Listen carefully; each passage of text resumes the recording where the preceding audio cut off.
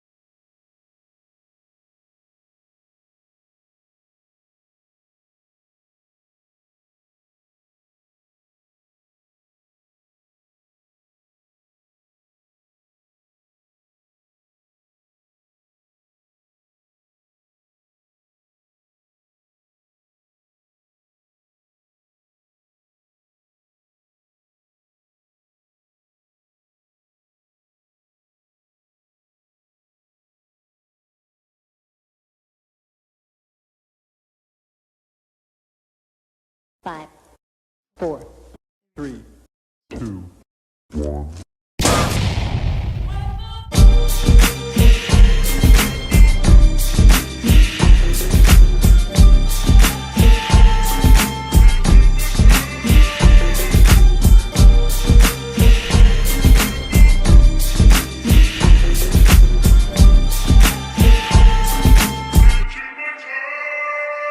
Let's go.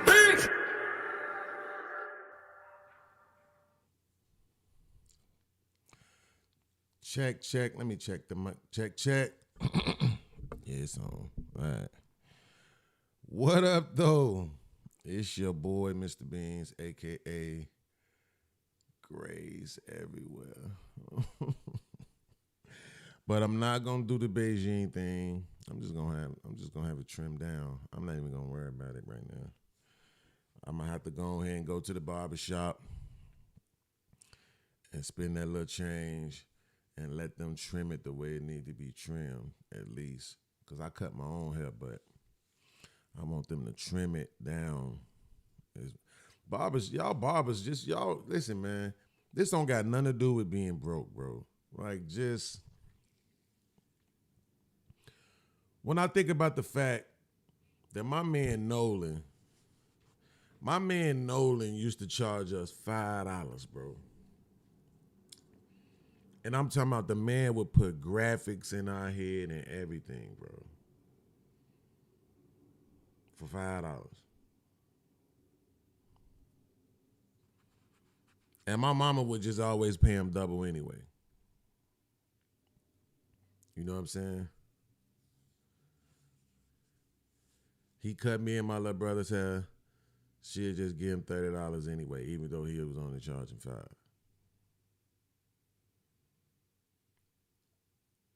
Now you go to the barbershop and you trying to get a bald head, bro. Do y'all understand what a bald head is? Like,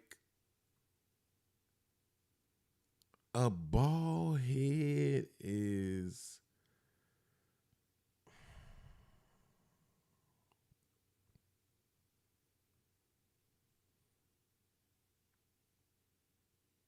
I swear to God, probably about... If you just do it, 10 minutes. If you just do it. If you just get up there and you just take the clippers and you just shave the top layer hair off, then you run the 12 minutes. You run the... Even... No, because if you do... Like, if I'm doing it myself, it take that long. But as a barber, see what they be trying to do is they try to do all this other little stuff and add all these things in there and oils and gels and shit you ain't fucking asked for. You know what I'm saying? Just to justify charging you $60 damn for a bald head and the fucking lineup. Oh, you wanna raise a lining? You want me to do it from under the stool? You want me to stand on top of my stool on one hand and no, I don't want you to do all of that, fam.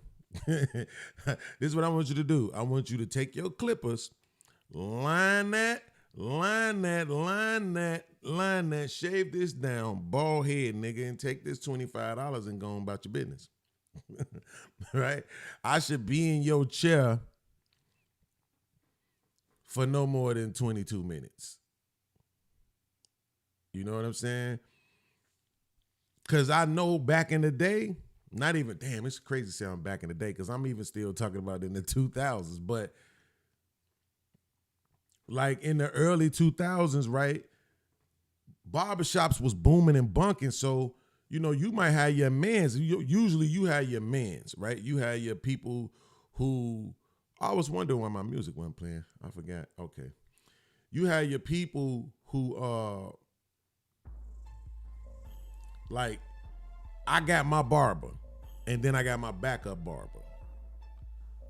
So my barber probably booming and bunking.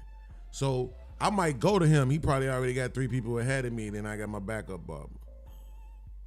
You know what I'm saying? But the whole thing is they trying to get you in and get you out. Because they not trying to miss no heads, really. You know what I'm saying? Now, we all know barbers talk a lot, but you know, when you got the real professional barber that actually got customers that's finna be coming, especially on a Friday or a Saturday, bro, they trying to get you in that chair and get you up out that chair. So I know, and this is when I had hair. So now you talking about you actually got to do linings and shit and all this other shit. Bro, 22 minutes, if that. At that time, let's just say the barbers was getting $20. You could knock out 3 people in an hour. $60 an hour, bro. Now, you know what I'm saying? Y'all want $60 and you trying to make it last an hour just so you could justify the 60. Nah, put the work in, nigga, and get the money. I mean, that's easier said than done. I can't try to make it seem like every barber just gonna have, not every, but you know, the majority of barbers is gonna have, you know, 20 heads a day, you know. I mean, but hell, if you just did 10 heads a day at $20 a piece, nigga, that's $200 a day. $200 a day. What they work 6 or 5 days? Because they usually, barbershops, I don't know about now, but back in the day, barbershops wasn't open on Mondays and Sundays. So they work Tuesday through Saturday. So it's still a 5-day work week. So $200 a day, 5 days, that's $1,000 a week, that's $4,000 a month. Not to mention the fact that it's technically tax-free. Come on, man, like y'all niggas tripping, bro. Okay, y'all wanna go up 25? But all this 40, 50, 60 shit, y'all niggas stupid, bro. And I can hear the barbers now, how you gonna tell us how we supposed to run our business? You right, fam. I think I'm providing a better service than y'all do. And all I be asking for is $100 a show. And if I reach that, I'm never gonna do no less than 4 hours. So that means at a minimum, I'm trying to earn $25 an hour. You see how reasonable I am? I'm treating this like it's a regular job. I work 4 hours a day. I make $25 an hour. You know what I'm saying? That's all I be asking for. I ain't trying to get rich off the people. You niggas be trying to get rich. I want the YouTube money. That's why I'm mad my monetization ain't on right now. I was getting so comfortable doing the uploads and shit that I was barely doing lives. Cause I ain't wanna have to ask you niggas for nothing. My man Willie D, let me show you what my man Willie D said. I be telling people Willie said this, they don't be believing me, bro. Like, Willie said this shit, bro. I had to go find this shit on my hard drive, bro. Here it go right here. Shout out to Willie D. Man, people don't like to give you no money if they think you need it. If you fall off and you ain't got it no more, it's gonna be hard for you to get it. It's gonna be hard for them to give it to you because they're gonna feel like you need it. Bro, one more time. Hold on. Man, people don't like to give you no money if they think you need it. One more time. Man, people don't like to give you no money if they think you need it. If you fall off and you ain't got it no more, it's gonna be hard for you to get it. It's gonna be hard for them to give it to you because they're gonna feel like you need it. That's crazy, ain't it? That's how you niggas are. I can't say if that's how white people are. I can't say if that's how Asians are or whatever. I don't know. I can't say. But I know that's how you niggas are. You niggas run and give y'all money to the niggas who swear they got it and don't need it. The niggas who sit on YouTube every day and say they don't need to be here, that's who y'all run and give y'all money to. Straight up and down. Now, people with panel shows, you know what I'm saying? 8, 9, 10 people on a panel, I understand that. I understand because you have more personalities. You know what I'm saying? It's more like a show. You know what I'm saying? So those I kind of understand.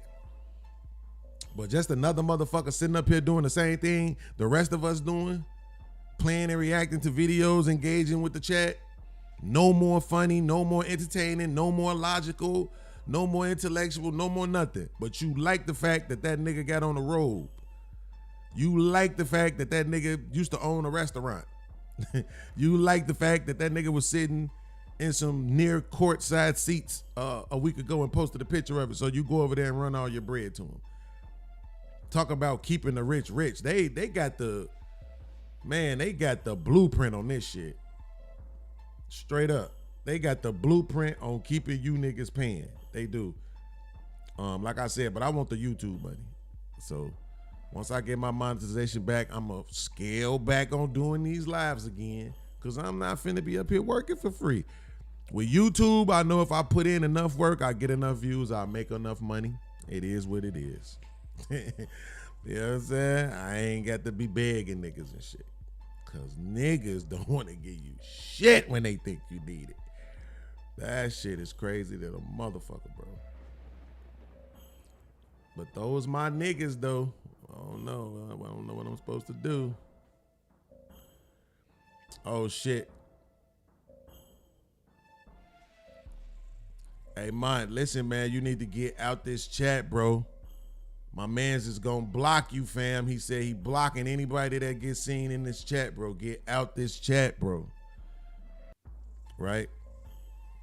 I don't want you to have to lose your relationship with that lying ass nigga.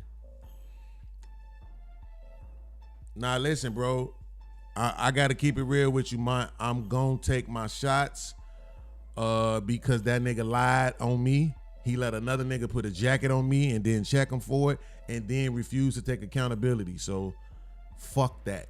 I'm sorry, bro. If that mean I can't have a relationship with you or with Willie, that's fine, bro. But I can't do it. You know what I'm saying? Like, motherfucker, hey, listen, motherfuckers need to hold that man accountable, bro. For real. Like, motherfuckers need to be over there telling that man, bro, you let that man say that shit about him unchecked on your show. And then you said he said some shit that he didn't say. Nigga, you need to take accountability for that shit. We don't give a fuck about what you doing in your real life. Straight up. It's motherfuckers who was going around saying shit about you on their channels that wasn't true. And you know how that felt. So why the fuck would you allow somebody else to do that shit on your platform? This is a no-brainer. This shit ain't even hard, bro. This one ain't hard at all. I'm not even saying let me back over there because I don't want to fucking be back over there. I want any motherfucker to know when they don't want me on their show, nigga, life goes on. I don't have to be over there with you. It was a time when I didn't know you. I'll go back to not knowing you. However, though, right? Motherfuckers still should be willing to say, hey, yo, FYI, I fucked up, nigga. Yeah, I said some shit about that man that wasn't true. And I let another motherfucker say some shit about that man that wasn't true. Period, point blank. I take accountability. We still going our separate ways, right? So, bro, K ain't apologized for shit. You believe that shit? I just proved to y'all that these people are liars. Why would you believe that? K ain't apologized to me. For what? She ain't apologized to me. And here's the truth. Let me say this too. I think I've proven that I'm not the liar, right? That I'm always going to tell the truth, no matter what. No matter how you motherfuckers might make me look, I'm always going to tell the truth. That's my way of staying sane, right? Let me play this video for y'all. It's another video I got for y'all that I want to show you. This is gonna be a long ass show. Y'all hit the Cash App and support the stream. Prove me wrong. That's all you gotta do. I don't give a fuck if you send $2. Hit the Cash App, support the stream, prove me wrong, right? Prove me wrong that you don't just give all your money to niggas who got it, right? Watch this. I'm gonna show you this is why I always tell the truth right here, bro. And I do got a link if niggas wanna come up, but you just won't be on camera. But you will be heard. But hold on, it's this other video that I went and got right here. Listen to this, y'all. I need y'all to pay real close attention to this. It's difficult to tell the truth, but you gotta start Hold on, let me pause it. I need y'all to pay real close attention to this. Cause this is exactly how I be feeling, bro. Listen to this. It's difficult to tell the truth, but you gotta start telling the truth because it kills you. It takes something out of you when you are phony. You know, I'd rather die than be phony, really, because it kills me. And it's not worse. Like, I'm depressed, but I'm not suicidal. Do you know how, like, horrible resistance that is wanting to kill yourself, but you just can't, you won't kill yourself? Do you understand what that is? So I have to figure out a way to make myself happy. And that's not to lie, you know? That's it, bro. That's how I do it. That's how I maintain. Is by not lying. Because when you lie, there's some sort of fear there, bro. And I don't want to live in fear. So I choose not to lie. I don't want to live in fear of what y'all gonna think about me. I don't want to live in fear of what somebody gonna reveal about me that I'm trying to keep a secret. You know what I'm saying? I don't want to do that. So I just don't lie. Nobody can come up with like, yo, you said it. Nah. Right? So I think I've proven that I'm the one who's always going to tell the truth. Right? One more time. I mean, it's difficult to tell the truth, but you gotta start telling the truth because it kills you. It takes something out. It takes something out of you to have to lie to another nigga. The fuck I'm lying to you for? Who are you that I need to lie to you? Y'all have heard me say this shit to several niggas in the past couple of weeks. Trey, Fatty, all these motherfuckers, you done heard me say this shit. Who the fuck are you that I gotta lie to you? What I'm lying to you for? How does it benefit me? What is it doing to me to lie to you? Nothing but killing me and taking something away from who I am on the inside. I'm not lying to you niggas. Fuck you. Never gonna lie. You niggas don't send me enough money to lie. I need 5 bands a month. I won't even make it difficult. So y'all want me to start lying? Cool. Send me $5,000 a month. I'll start lying. $1,250 a week. And I'll start lying. But I'm only gonna do one show a week. One show a week. That's as much as my brain and my emotions will be able to take lying for a living. Fuck that. I'm not lying to you niggas. Fuck that. Niggas need to hold these people accountable, bro. This ain't no game to be playing with people's lives, saying those kind of things about them. Pedo, bro? Really? Nah, the niggas who still sitting next to that nigga while he allowed a motherfucker to put that jacket on me is the weirdos.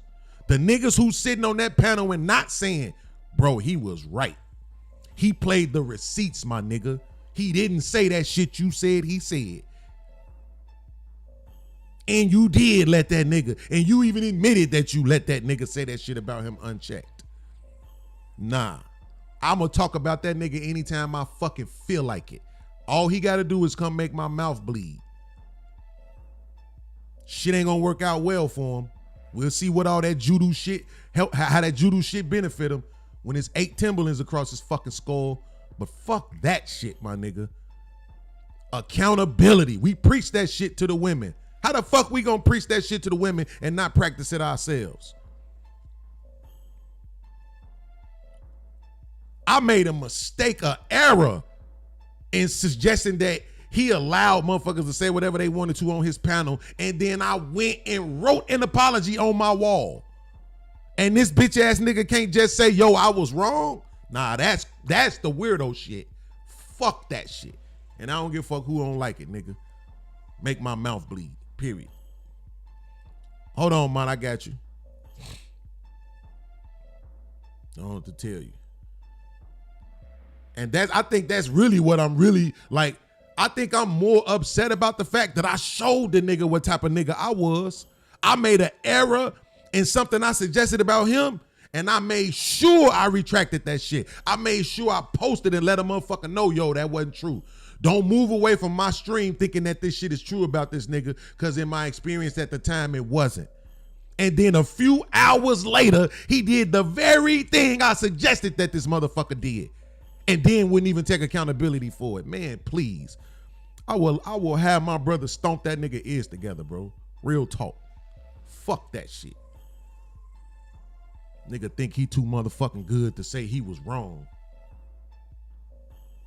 I'm only gonna say wrong to people who send me cash apps and super chats for bounties. Niggas with 800,000 subscribers, yeah, I apologize to them. Fuck out of here, nigga. Weird ass nigga. Weave in your hand shit. Weak ass nigga. Bro, this motherfucker, this shit is weird, man. This shit, my computer died, okay? The battery went dead, boom. I plugged the motherfucker right back up, and now I'm logged out of everything, bro. Like, this shit is dumb. Damn.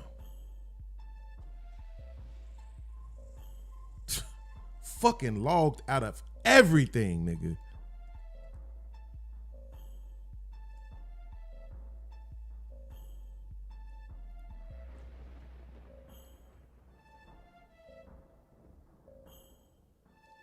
Okay, I hope this is the fucking one. 173.56. 173.56. Motherfucker got me logged out of everything, bro, just because the computer died. Like, that's just goofy. This a fucking MacBook. This shit's supposed to be supercharged on the memory side of the game type shit. All right, so let me see. Here it is right here. Here's the StreamYard. Boom. And then continue.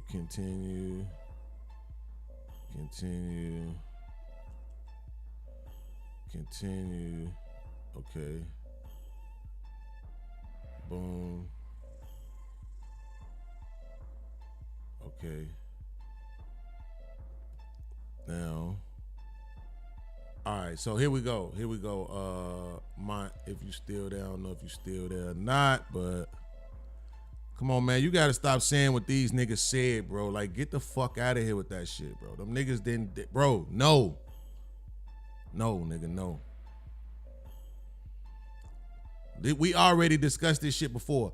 If you say to me, I apologize if I made you feel away, that's not no fucking apology. An apology is not I apologize if. That's not accountability. The if in itself is suggesting that it might not be true. Your girl catch you cheating on her and you say, I apologize if I cheated. You think that's going to be good enough? Of fucking course not. That's what I'm saying. Like, come on. No, take some real accountability. Real accountability. Yo, I was dead ass wrong.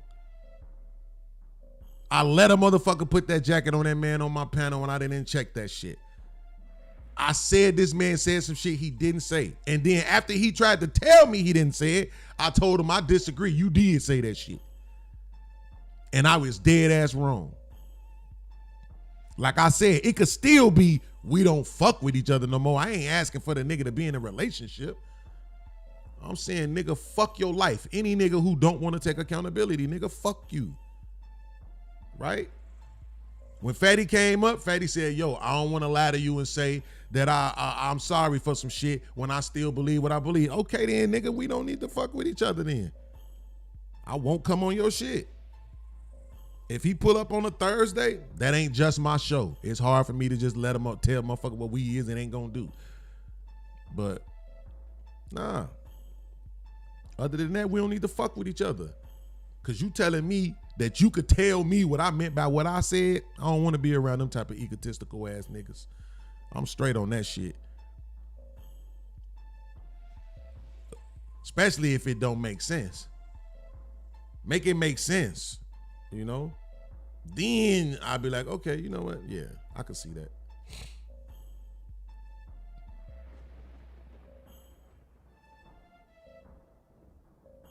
I think this nigga might just be asking for the link just to have it. I think he trying to work for them to use the link to get into my computer system and put a virus in there or something. This nigga be asking for the link and then they'll never hit the motherfucker, bro. This shit is weird. But anyway, I got some good ass motherfucking videos today, man.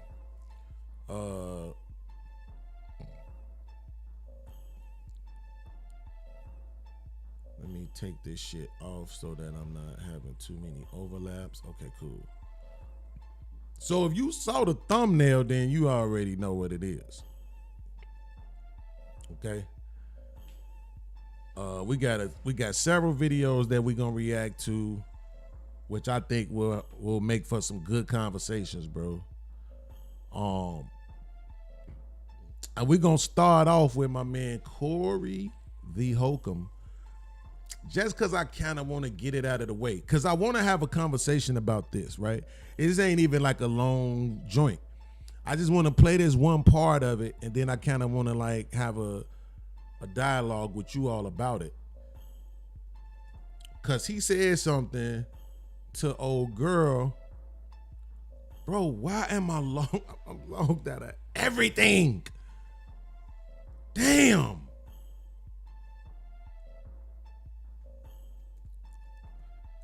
What the fuck is going on, bro?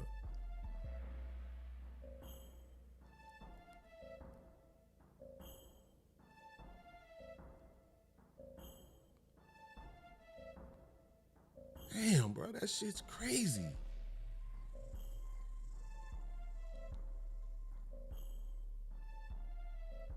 Okay.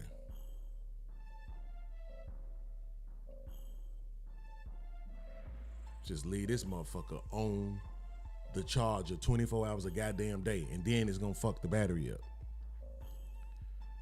All right, everything is open now. We're good to go. Okay, cool. All right.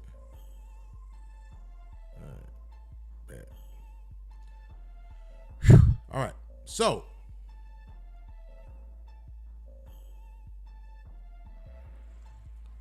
what I want to do first is bring this down and then bring up the Corey video. So in this video, man, Corey was having a conversation with Azar from the Truth After Dark podcast, right? She was getting at him because he called her a name, she said, in one of his videos before. So let's check this out. What you was gonna say? What you had? You was gonna bring?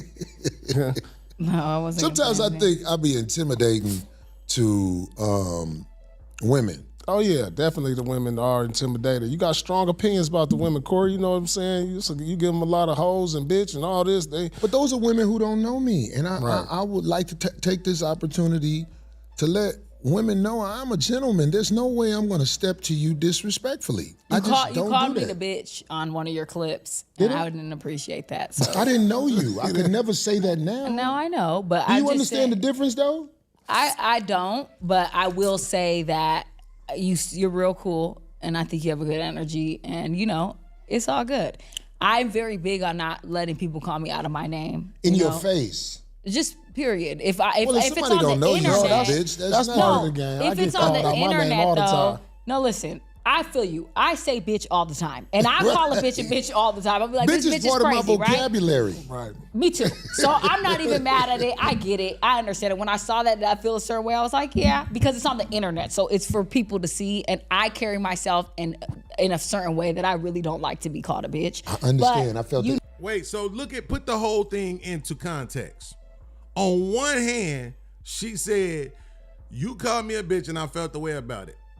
On the other hand, she's saying, I call people bitches too. Right? I call bitches is exactly what she said. But you offended by it? Like, I don't know, that's kind of weird. But my question is, should you be mad though? And I'm not gaslighting when I ask this question. I'm not gaslighting when I ask this question either. I'm dead serious. This is not facetious. I'm dead serious. Should you be mad? Oh no, wait. Because somebody called you a bitch on the internet, like, and y'all don't know each other. What do y'all think, chat? Because where the hell is my chat at? Bro, what the fuck is going on?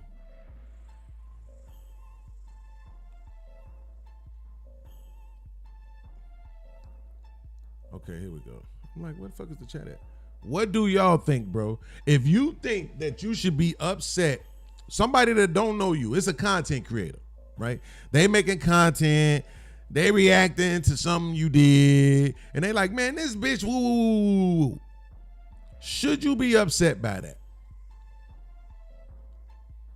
And I'm not even just talking about women. I'm talking about men. I'm talking about people in general. Should it bother you? Because when Corey says, bro, I didn't know you. You know what I'm saying? It's like, I didn't know you. I didn't have a relationship with you. We never communicated. Like, I don't know you in that way. So I'm just talking. I'm just saying, you know, like, bitch. And I'm really just mean female by whatever. You know what I'm saying? I'm not trying to disrespect you. It's just, you know, it's like, bitch, when a motherfucker saying some shit that you disagree with, it's like goofy. It's like goof ass nigga. You know, niggas say some shit online. I'm like, this goof ass nigga, man, this shit. Right? Should you be upset?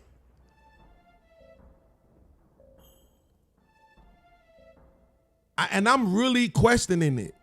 Because when Corey says that, it's like, I know this nigga used that word a lot and he used it in perpetuity. Like, he could be talking about anybody. He'd be like, man, that bitch, woo, doo, doo, doo, doo, doo. You know what I'm saying? It's not really like, I hate this person, I don't like this person, bitch.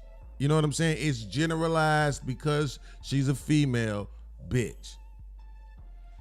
Now, the other day, he called Hannibal Buress a hoe-ass nigga. Now, that's personal. See, that's not general. That's targeting.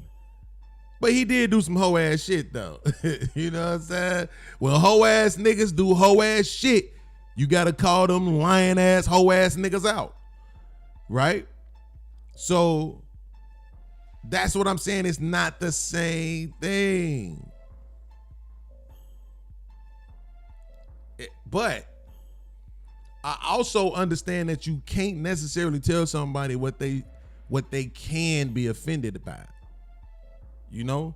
But it does need to be consistent. It needs to be consistent, bro. Don't tell me you was upset at me for calling you a bitch and then in the next breath say, but I call people bitches all the time. Like, that's crazy. Come on, man. You got to do better than that, Azar. Now I just want to play that one part one more time. What you was going to say? What you had? You was going to bring? No, I wasn't. Sometimes I think I be intimidating to women. Oh, yeah, definitely the women are intimidated. You got strong opinions about the women, Corey, you know what I'm saying? You give them a lot of hoes and bitch and all this. But those are women who don't know me. And I would like to take this opportunity to let women know I'm a gentleman. There's no way I'm going to step to you disrespectfully. You called me the bitch on one of your clips, and I didn't appreciate that. So. I didn't know you. I could never say that now. Now I know, but Do you understand the difference, though?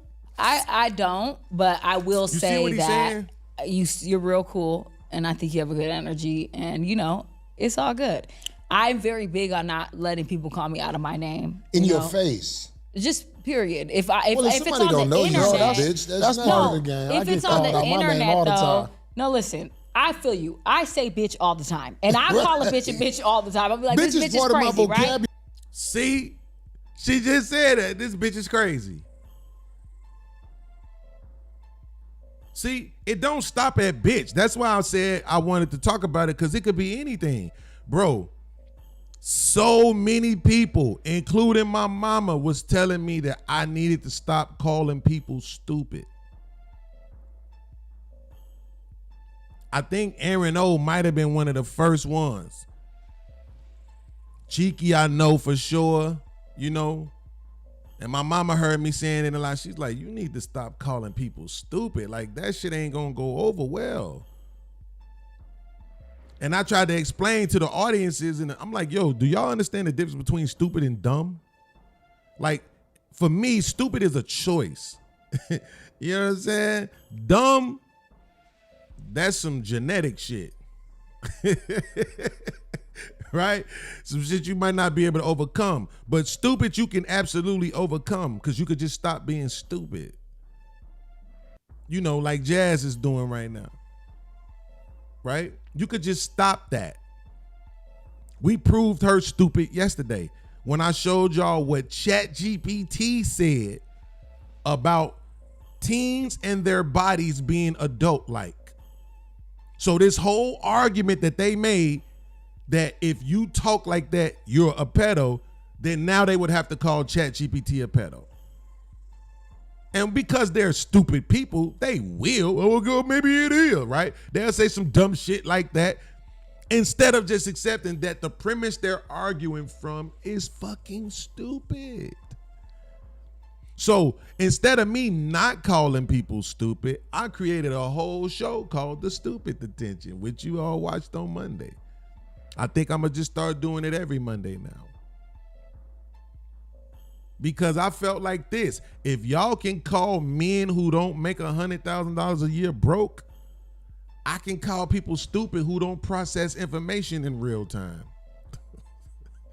You know what I'm saying? Like, stupid is better than bitch.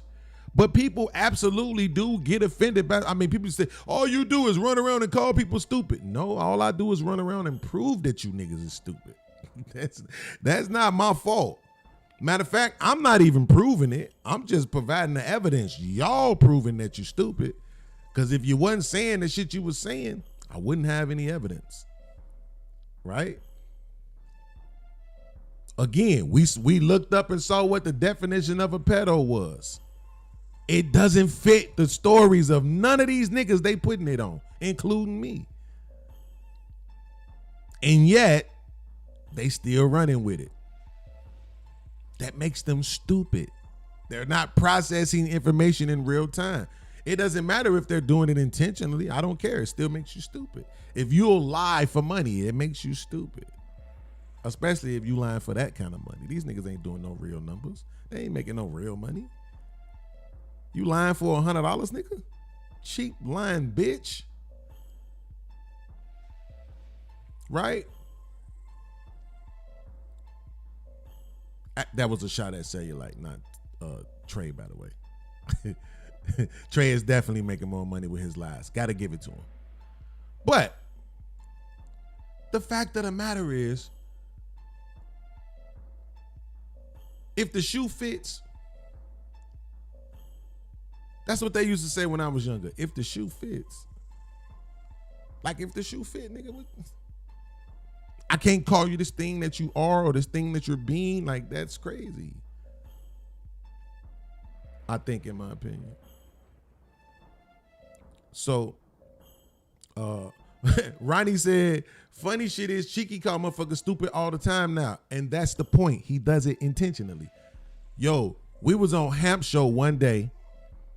The conversation was going real bad because them niggas was up there being stupid because they couldn't accept the fact that I'm smarter than them. Cheeky hit the panel and came right up there like, Beans, hey, yo, Beans, I get it now. I get it now. I get why you call people stupid now, because these people are stupid, bro.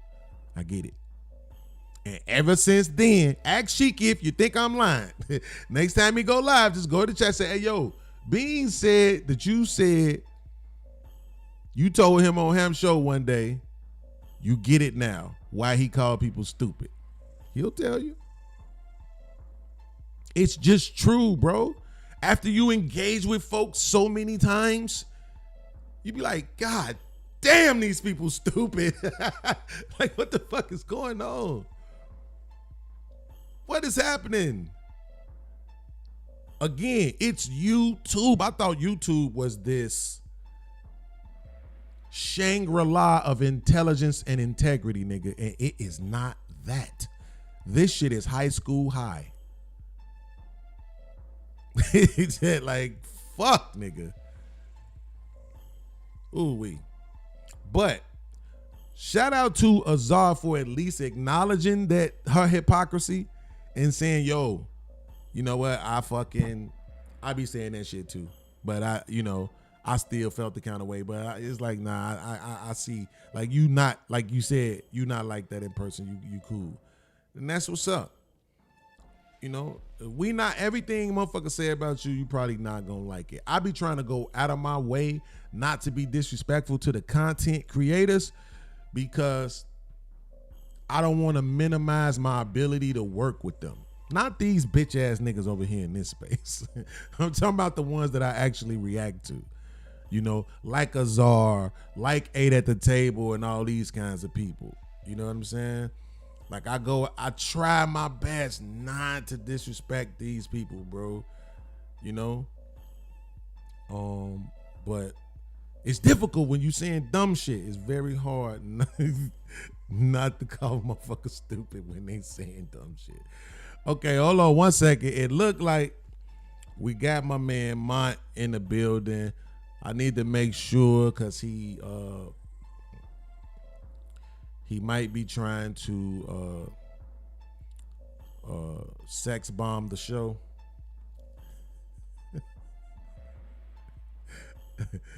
Hold on.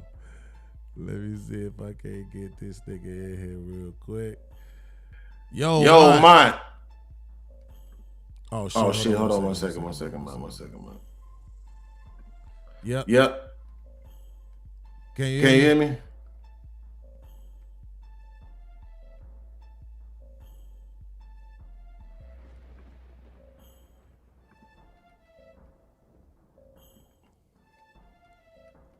Yeah, Yeah, mine. You You muted. muted. Yo, I can hear you. There we go. What's the deal? Okay. So, So hold on. Let me make sure. I want to make sure the the chat chat can hear you. Chat, Put a one in there if you can hear him. I know I'm trying to fix that right now, but I just want to make sure y'all can hear him.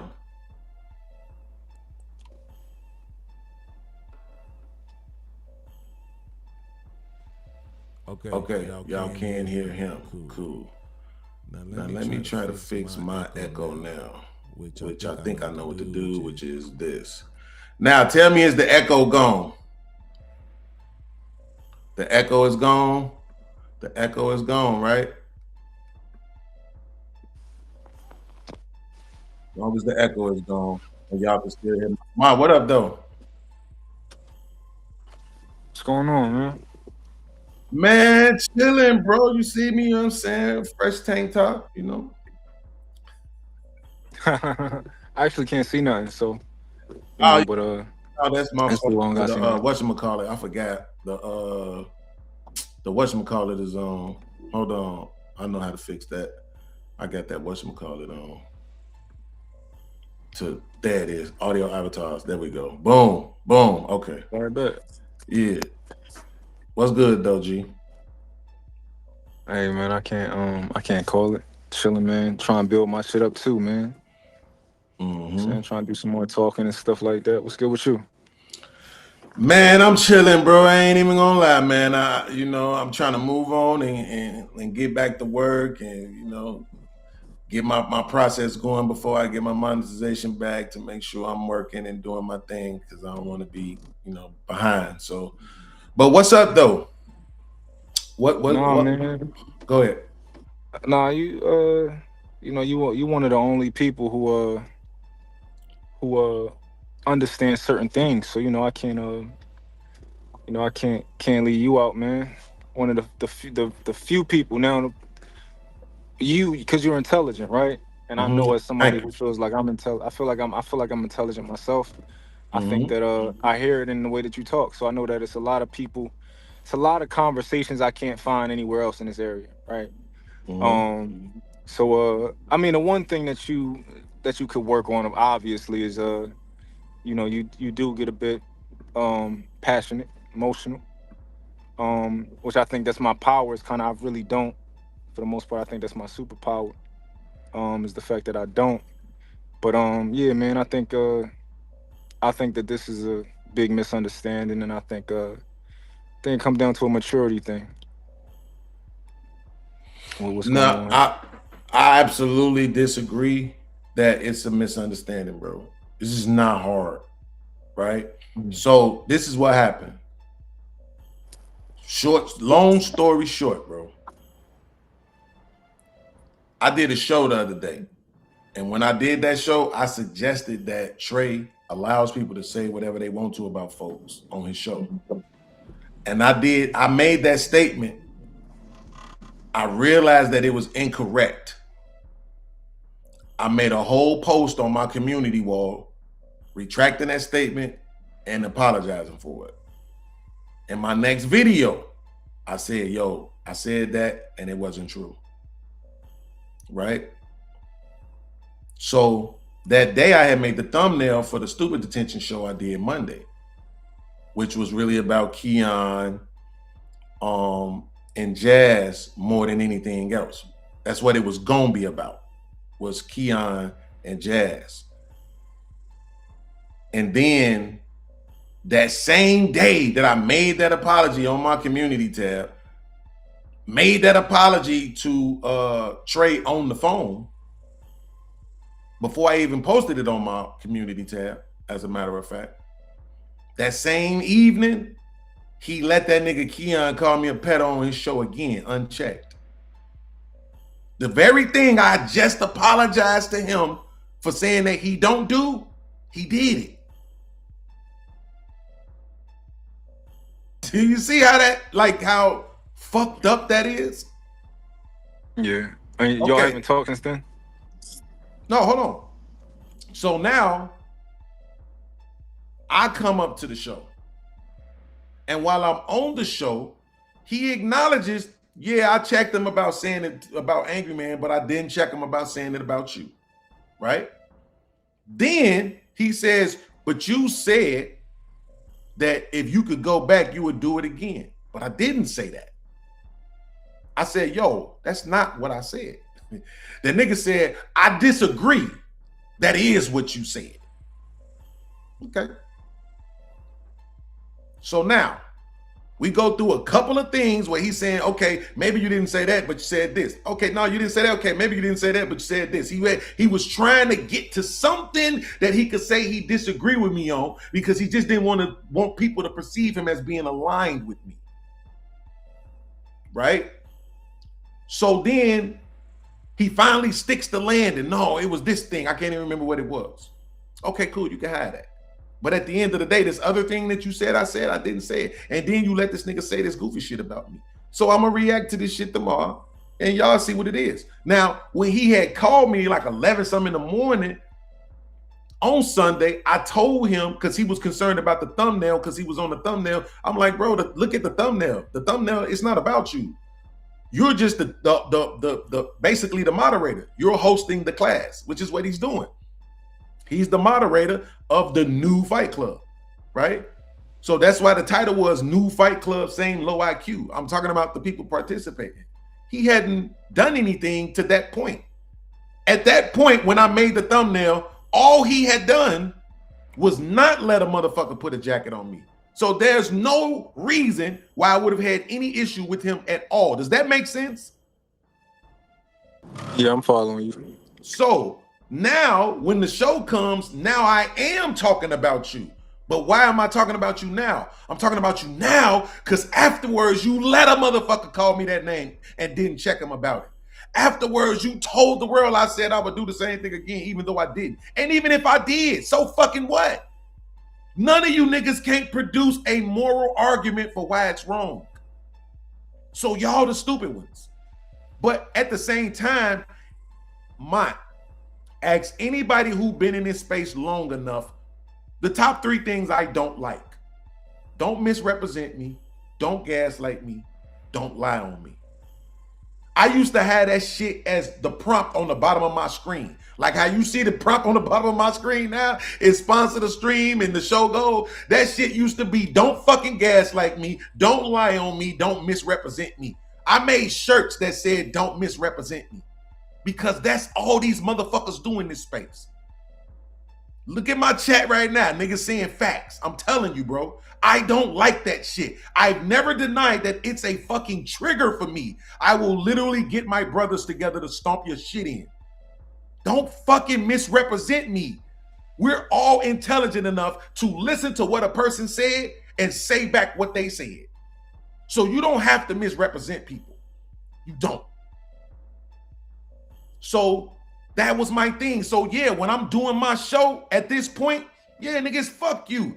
But the real reason why it was fuck Trey is because I knew the nigga wasn't gonna take accountability.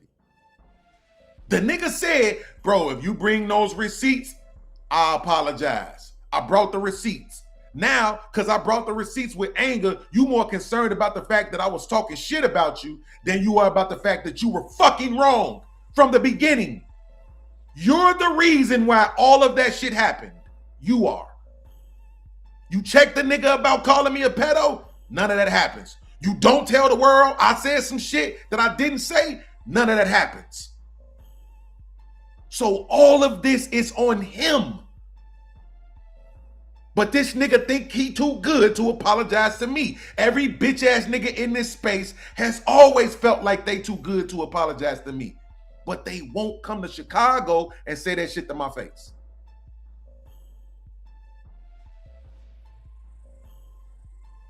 So this ain't no misunderstanding. Again, when we was on the phone and the nigga tried to call me after the show, pretending like he didn't know about the show, I said, bro, you know what's up. I did a show, nigga, what's up? You gonna take accountability or no?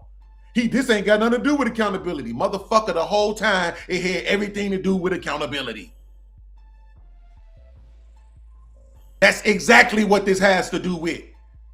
You being man enough to say, yo, I was fucking dead ass wrong. I'm literally upset because Brittany went on somebody else's channel and misrepresented what I said in a comment. And then I'ma sit and let a nigga misrepresent a nigga's life out loud with this disrespectful ass title of pedo. Then I misrepresented what the nigga said myself out of my own mouth while he was on my panel trying to correct me and tell me I was wrong. So no. This is not hard. This ain't no misunderstanding. This ain't shit.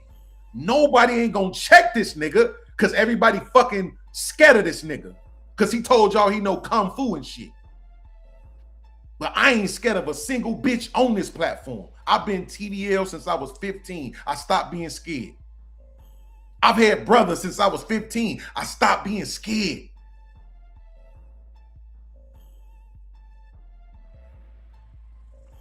Fuck that. Niggas need to learn how to say, I'm sorry, my bad, I fucked up, I was wrong. That shit is too easy to do. It's no sweat off my back to be like, yo, my bad. Yo, I messed up. I actually like taking accountability because I like being right.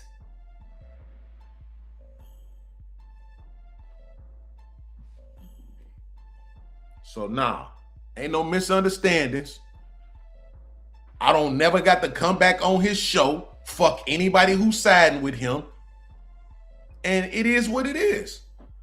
But if it wasn't me and it was another motherfucker, guess what I would be over there saying? Yeah, bro, but you was wrong though. That man brought the receipts, fam. You said he said this and he said the exact opposite of that shit, bro. Stand on that shit though. Because if you don't, that's weirdo shit. So real quick, I have a Kay sent me a screenshot of her apology to you. Can I read it to you? Absolutely. Why you can't send it to me? I'd like to see it. It was in whose chat? I can do that too. It was in yours on your video. Damn, that's crazy. Yeah, I never saw how am I send it to you? I mean, I don't know. Send it to my phone. Send it to my IG. It don't matter. What's your IG? That'll be easiest right now. Yeah, Mr. Beans. Well, can I read it to you first? Yeah, you definitely can. Yeah, absolutely. Okay, so it's under the video where Stupid Detention, right? She was there that day. Okay. It says, after watching some of the video for myself, I need to correct the record. I was wrong, I misquoted, and I mischaracterized parts of your statements. That's on me. This isn't me changing my personal moral views, though. It's simply me acknowledging that if I'm going to critique someone's position, I have a responsibility to critique what they actually said, not my interpretation of it. Truth matters more to me than being right.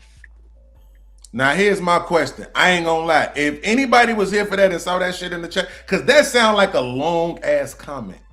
I feel like I would have saw that. That's what I'm saying. I feel like I would have saw that, bro. She said maybe your mods hit it, or like she thought you did it. That's why I was talking to her earlier. And she like, yeah, man, like I apologize, but he hid that shit. And she, bro, yeah. Hold on, let me say this real quick. I know for sure if my work wife is still watching, Crystal, please put a 1 in the chat if I get accused of not paying attention to my chat enough. Nah, nigga, I know you don't pay attention to your chat. Right. That's what I'm trying to say, bro. I get accused of not paying attention to the chat enough a lot, bro. You know what I'm saying? But a long ass paragraph like that, I feel like I would have saw it. But you reading it, like if it's a screenshot, it should be something else along with it that can, solidify that it was in my chat. But yeah, I definitely didn't. I sent it to your DM. Right now it's hidden on under your video, but I just sent you a screenshot. Okay. Yeah, so I'm gonna say this, bro, because I believe you are a man of honor, right? I'm gonna keep it all the way 100 with you, bro. Like, I'm not finna sit here and gaslight and say she didn't send that comment. I'm not gonna do that. I'm not. What I am gonna do is use that to say, and that's exactly why that nigga Trey's a fucking sucker. That's my point, bro. We sit on the internet every day as men and say the women can't take accountability. And yet this one did. You can't really ask for more than that. Nobody is trying to get people to change their moral positions, but I am trying to get people to defend them. Make a fucking argument. Tell us why it's wrong. Imagine if we came to your house with stones to stone you or stone your child or somebody you love, and the only justification that we had for that stoning was we just don't like it. We can't tell you why it's wrong. We just don't like it. See, then you would understand, like, y'all need more than that. You need to be able to tell me exactly what I did and why it was wrong. You see what I'm saying? Yeah. So that's us having conversation. That's what we're supposed to be able to do. I keep trying to make people to understand this. If you say you just here for entertainment, please let me know that so I know not to engage with you seriously. But if you are here as a conversationalist, you are essentially a modern philosopher. If you don't have the ability to think, don't fucking hit the links. If you can't explain or express yourself or why you believe what you believe, nigga, be quiet. Don't be condemning people because you feel away. But then when I play this, Mike, can you see the show right now? Yeah, I can see. You can see the show. But then when I play this video. But I've consistently been attracted to older men. When I was 17, I dated a man that was 24. Our parents knew each other. There wasn't anything weird about it. He was just a kind young man who came from a good family. And that's pretty much how I've always dated. Then what? Oh, I can only see you. I can't see a video yet though. Oh, no. I was talking about the actual show. So you're not watching the actual show. Okay, cool. No, it's a video of a content creator in the space. Her name is Real Femme Sapien. And she's talking about how when she was 17, she was in a relationship with a nigga who was 24. Both their parents knew about it. It wasn't nothing weird. He was just a good young man. And she's always consistently dated older motherfuckers. Even now, she's married to a motherfucker that's 20 years older than her. So then when I say, let's have a conversation about these girls and the choices they making, now I'm the bad guy. Now I'm the weird one. Now we only need to talk about it one way, the way of the people who we could demonize, which is the men. No, that shit ain't intelligent at all, bro. It's fucking not. These niggas can't back up what they saying. But again, trusting your word, Mont, that she actually sent that, here's what I'll say one more time. We men, even though I don't do it, but we men. Hold on, Beans, real quick. Yeah, go ahead. Before you say that, what do you have to say about 2K first before you go there? 2K the content creator? No, to K, to Karen. Are you like, you know what, Karen? If you sent that, I apologize. I didn't see it. Wait. So here's the thing. What exactly would I be apologizing for? Well, today you said that she didn't apologize. No, today I haven't spoke on her until you just brought her up. No, remember earlier I came on, I'm like, Kay said she apologized. You said Kay ain't apologized to me or nothing like that. Yeah, because I never saw it. I didn't never see it. I don't know nothing about it. How can I acknowledge something that I don't know nothing about? I shouldn't have to apologize for something I don't know nothing about. No, for sure. Which is why I said it specifically. I said, if you apologized, I'm sorry for saying that you didn't, or you know what? I don't know. You did. No, you didn't. Well, listen. Here's the thing, man. I don't know what I'll say it in a way I think is justifiable. Okay. If she did make that apology, and I'm not even gonna say if, because again, on your word, I accept it. Yeah. On your word, I accept it. For sure. So, since she made that apology in my chat, here's the thing. But preface to that though, I'm telling y'all I never saw it. Yeah. Now watch motherfucker say he lying. Again, the person who has proven that I don't have to lie, never gonna lie, right? No, I believe I proved to y'all who the real liar is, right? So, but I never saw it. So that's what I'm saying. Like, motherfucker didn't apologize to me, for sure. Right? Here's the thing. The shit that y'all was saying about me, you was saying out loud on a panel. Make your apology that same loudness. Oh no, I dig it. So listen. Make your apology at that same level of loudness. Hit the link. Come up and say on my panel, hey yo, my man, listen, I want to let you know. I was wrong, fam. I apologize to you. For sure, right? For sure. Because that's what the fuck I would have did. Oh, so okay. So are you saying that you're not happy with the apology? No, that's not what I'm saying. Okay. What I am saying is I accept that you said she sent the message. I accept. I still haven't looked at it, but I'm saying on your word, because that's the kind of man I am. Yeah. On your word, I accept that she sent it. I'm acknowledging that I never saw it. And so, because on your word, I'm accepting that she sent it. That's why I'm saying, as men, we sit on panels every day and say women don't take accountability. And here's one that did. That's me acknowledging it without even having seen it. Yeah. So I still haven't looked at it. So all right, right? So from my perspective, right? Let's say that I was in your shoes. I'm not telling you what to do. You're a grown man, right? You do what you want. If I was in your shoes in a similar position, here's one of the things I might say. You know what, Kay? I actually respect that you did come over and you did say and you did apologize. And I'm gonna take my word for it for now. I'm gonna check out the DM or whatever. But I respect that and thank you for that, because not too many people these days are able to do that. So I thank you for that. And in the case that my moderator did hide that or by mistake or whatever, I apologize for that also, because I wish I would have saw it sooner. And this is just an example. Hold on 1 second. Of things that people could. Yeah. Hold on 1 second, because T. Lee's in the chat said you should be able to go back and see if anything was hidden. But was it also show you who hid it? I don't know how that works. Because I can't get these motherfuckers to check niggas in my chat. I don't even ask them to no more. Motherfuckers be in my chat, dick sucking bitch ass nigga, kill yourself. And they don't be doing shit about it. But a motherfucker came and issued some apology and they hid it. That don't even sound right. So T Lee's, anybody who, I guess I'll just Google it to see because T Lee said you should be able to go back and see if anything was hidden. Yeah. But I think I edited that video, so I'm not sure if the chat is still up. But for now, I think the screenshot good enough, right? You'll accept that for now? I already did. I'm accepting it on your word. Oh yeah, cool. I'm accepting it on your word, but I'm not gonna go like too far into the kiss ass shit, because again, this is me out loud on my live in front of a microphone. When do I get that?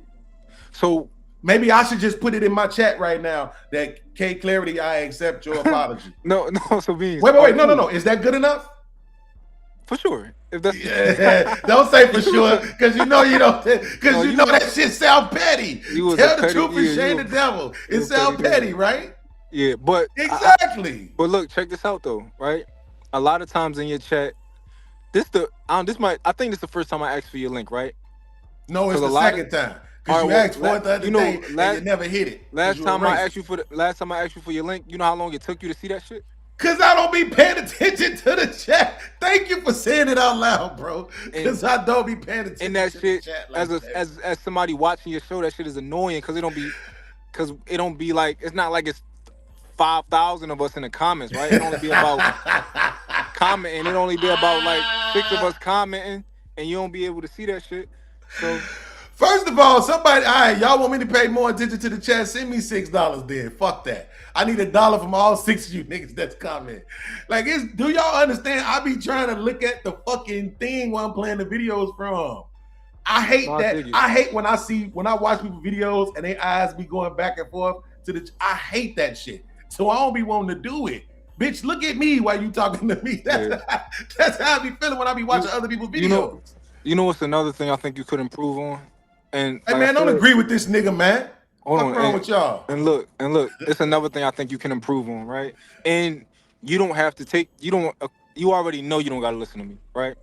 Facts. But in the event of situations like this, right, where you like, you know what? I would like my apology to be just as loud as your mischaracterization of me. Mm-hmm. Sometimes it's okay to just be like, you know what, Kay, I appreciate your apology, but I really would appreciate it if you did it just as loud as if you came on the panel and said it. That would be a lot more genuine to me, right? Because currently the way that you do it, which is the way that you operate, you say, fuck that shit. I want my shit as loud as the fuck mama and all this other type of shit.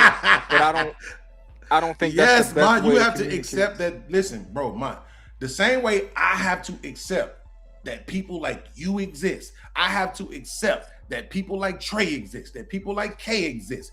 Everybody gotta accept that people like me exist. What is this person saying? Here's my thing. Is he right or wrong? Right? Am I right or wrong? Did I not pull up all the fucking receipts? Did I not break everything all the way down? And I'm pretty sure I was fucking right. So therefore, fuck how I'm saying it.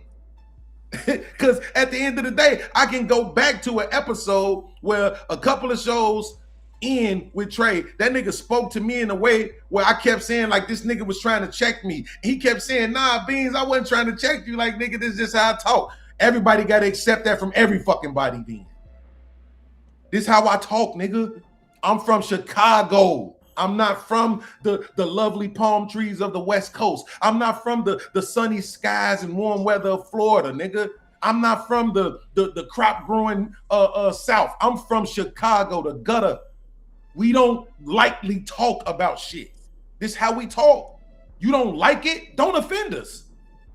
Because that shit is easy to not do. Here's what it is. I said this, believe me. That it's easy, I promise you. Because the apologies shouldn't even be necessary for motherfuckers who can't argue why they think something is wrong. Do you think it's wrong to sell crack, Mont? Do I think it's wrong to sell crack? Yes. Yeah, I do. Yeah. Why? Why is it wrong? Is your argument, the reason that you think it's wrong, is it legal or moral? It's moral. It's moral. Cool. So legal is out the window. Let's deal with morality. Why is it wrong morally to sell crack? People who buy crack, they do a lot of things for it. Like, for example, they might bring their kids with them. They might leave their child somewhere. They might leave a house. The way that it makes the community look, the smell of it inside of a community, the smell of it inside of a house, the way that somebody, it'll aid in somebody letting their house go, you know. It's just like being around crack is like being around sadness and despair. Just kind of like being around crackheads and those people. It's just not, it's like they zombies. And I don't think that's it's something that most people who I know are moral felt a certain way about selling it. Absolutely. So, here's the thing.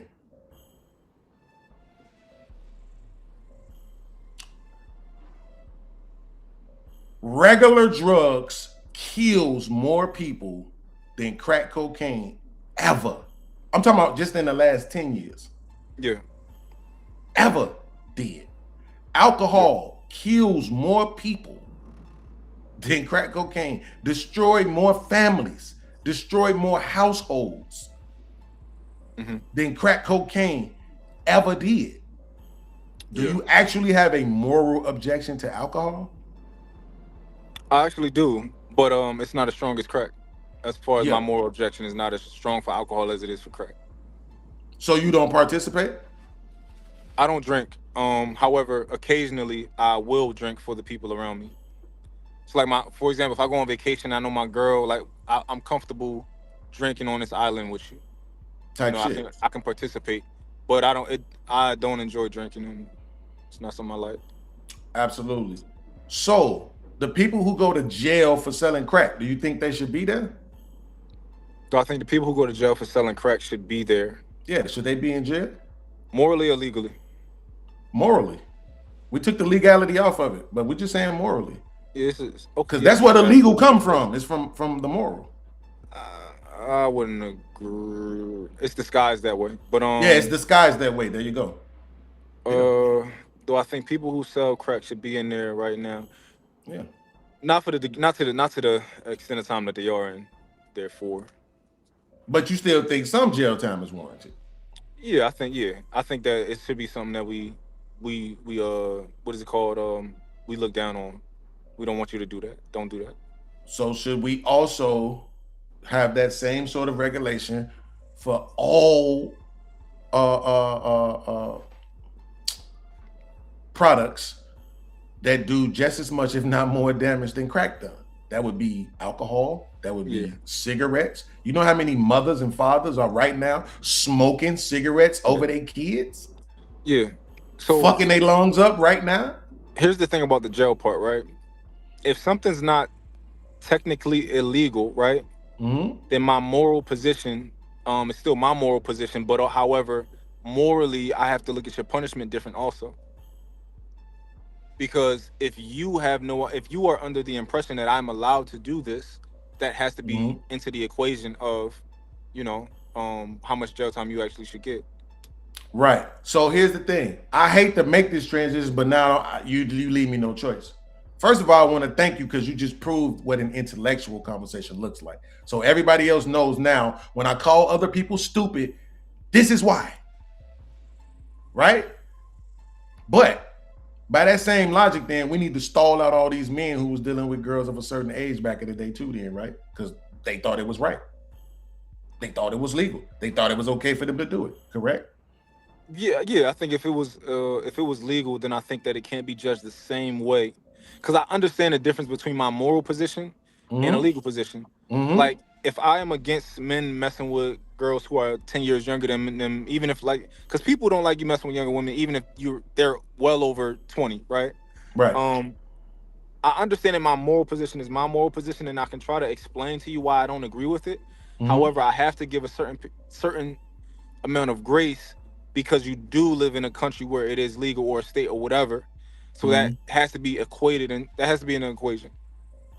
Absolutely. And I think that's fair to do, right? I don't always want to be so absolute about everything, right? But I do find sometimes playing in the gray area becomes very murky. I don't like to do it. So some shit I just like, hey, listen, majority and minority, if it's the majority, then yeah, it's wrong, right?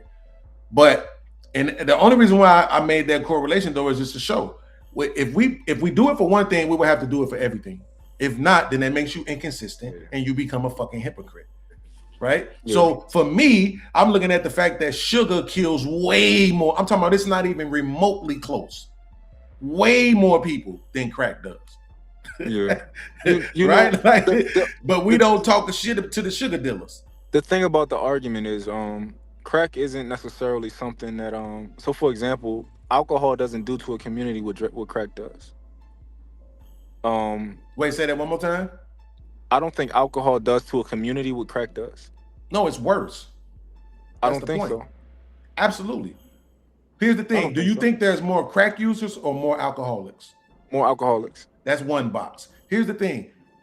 Do people on crack tend to crash their cars into folks, or do alcoholics tend to crash their cars into folks? Alcoholics. That's another box. Here's the thing. When people are on crack, they tend to, I don't know if you've ever been around crack, but living with a person who was on crack, they tend to isolate, right? Alcoholics, do they tend to isolate, or are they usually more belligerent and become abusive to those around them? Belligerent. So that's 3 boxes right there to show you how they do way more damage to the community, because in my opinion, the community is the people, not just the buildings, not just the parks and stuff like that. The community is the actual people, and alcohol does way more. Not only that, alcohol, you got alcohol fetal syndrome, right? You got motherfuckers passing down alcoholism to their kids. Yeah. Right. I've never really known too many people that pass down crack to their kids. You know what I'm saying? So that's what I'm saying. Like, in my opinion, I think the numbers would just bear that out on too many levels, and too many boxes would be checked that alcohol does way more damage than crack ever did. Right now, when you start talking about the wars, I'll give you even when you start talking about the drug wars, bro, I did the numbers on this. It's not even close. Remotely close. So let's table that for now. You're making a good argument, and I don't have the numbers, and I don't have any references to look at this. So let's table that, right? But when we're talking about sugar and stuff like that, how about that? What does that do to a community? Because you can make the argument that it's a lot of things that slowly kill you, right? We can agree on that. But compare crack and sugar. Yeah, because there's way more addicts, and it's not even remotely close. You would agree that an addictive behavior, to be an addict, is really not good, right? It's primarily bad. To be addicted to any fucking thing is primarily bad. There's way more people addicted to sugar than it is crack. It's not even remotely. So let me agree to that. I think addictions are bad. However, what you are addicted to, there's different degrees of it.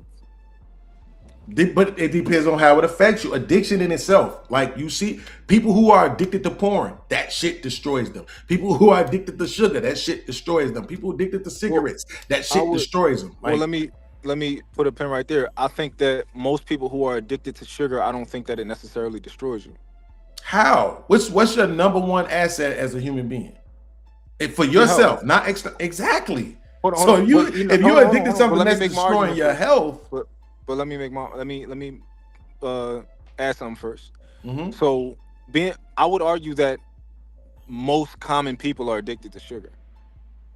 To some degree. I don't know what you're going to call the addiction, but I think most people are addicted to sugar to some degree.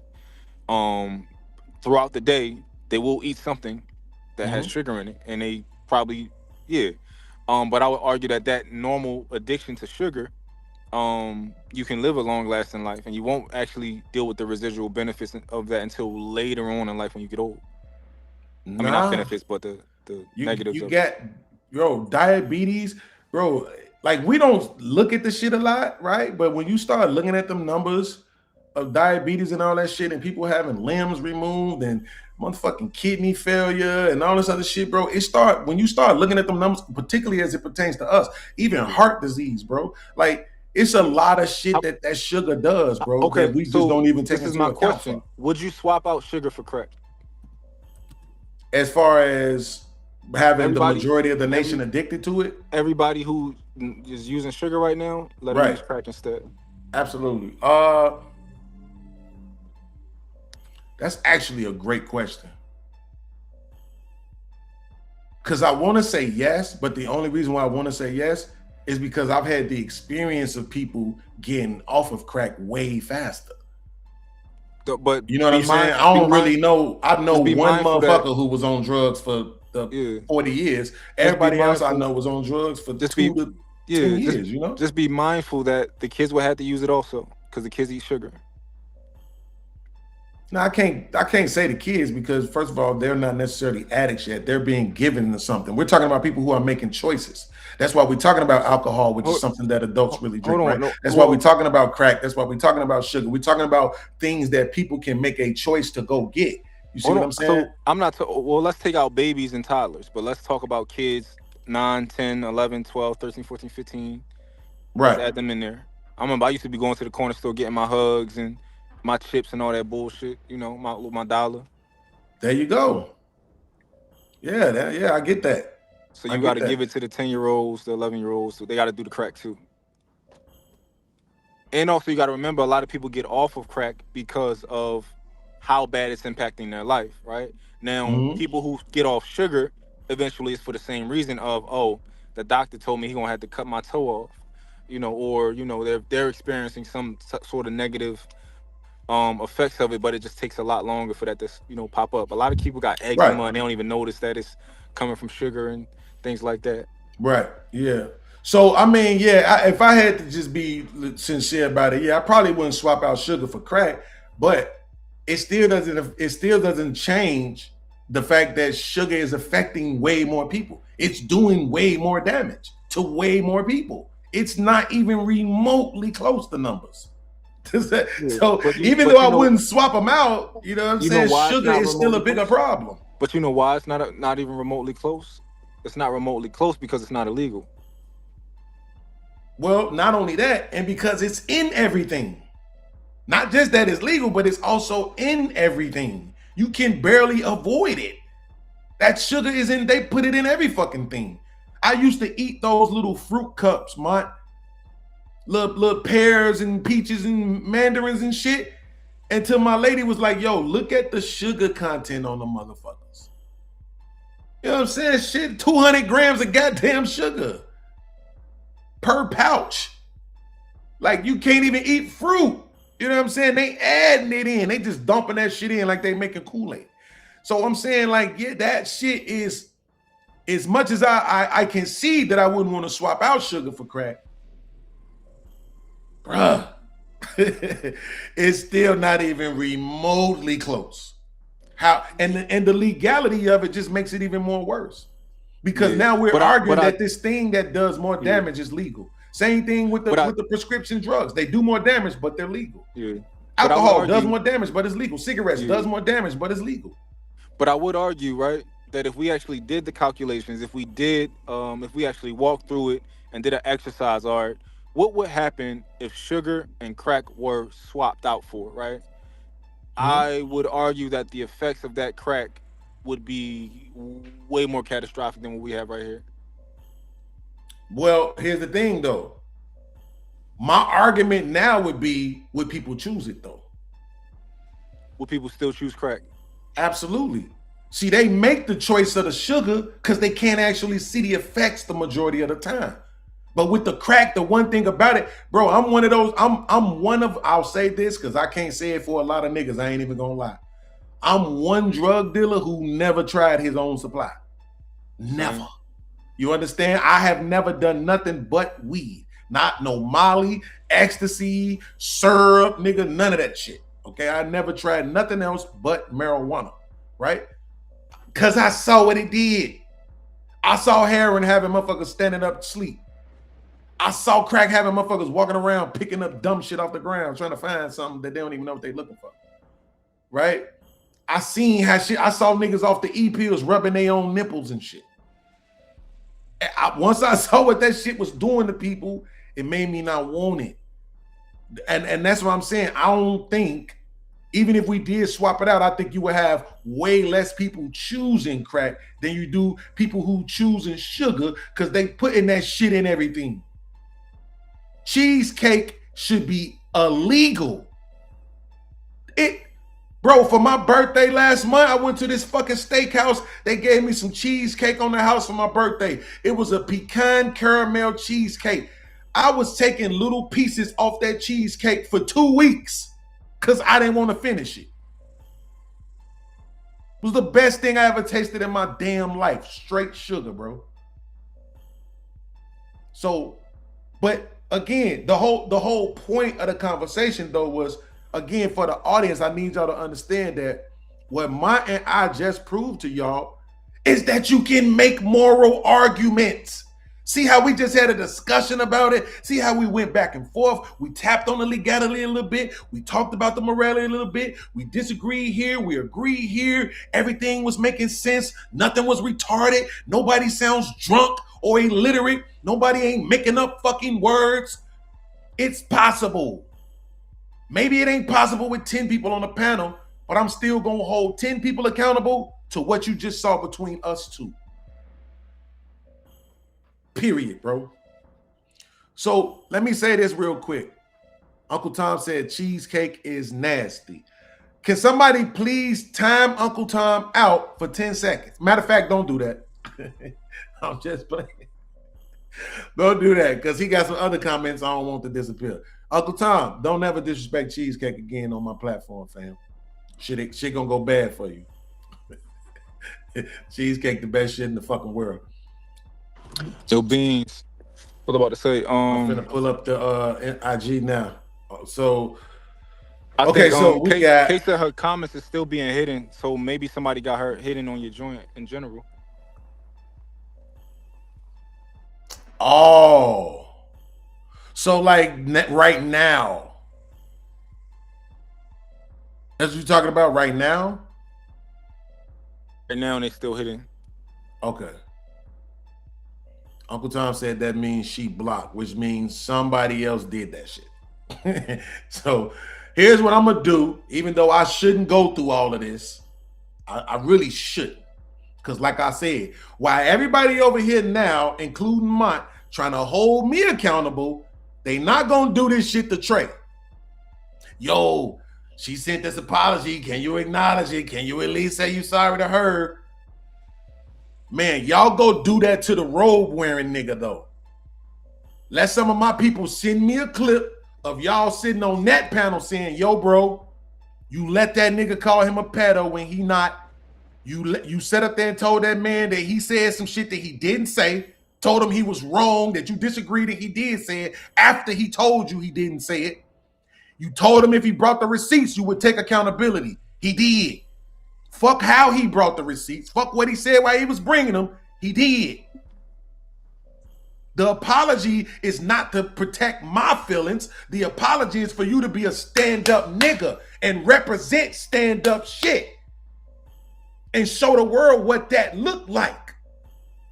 To say, yo, I don't never have to fuck with BEANZ again, but I was wrong.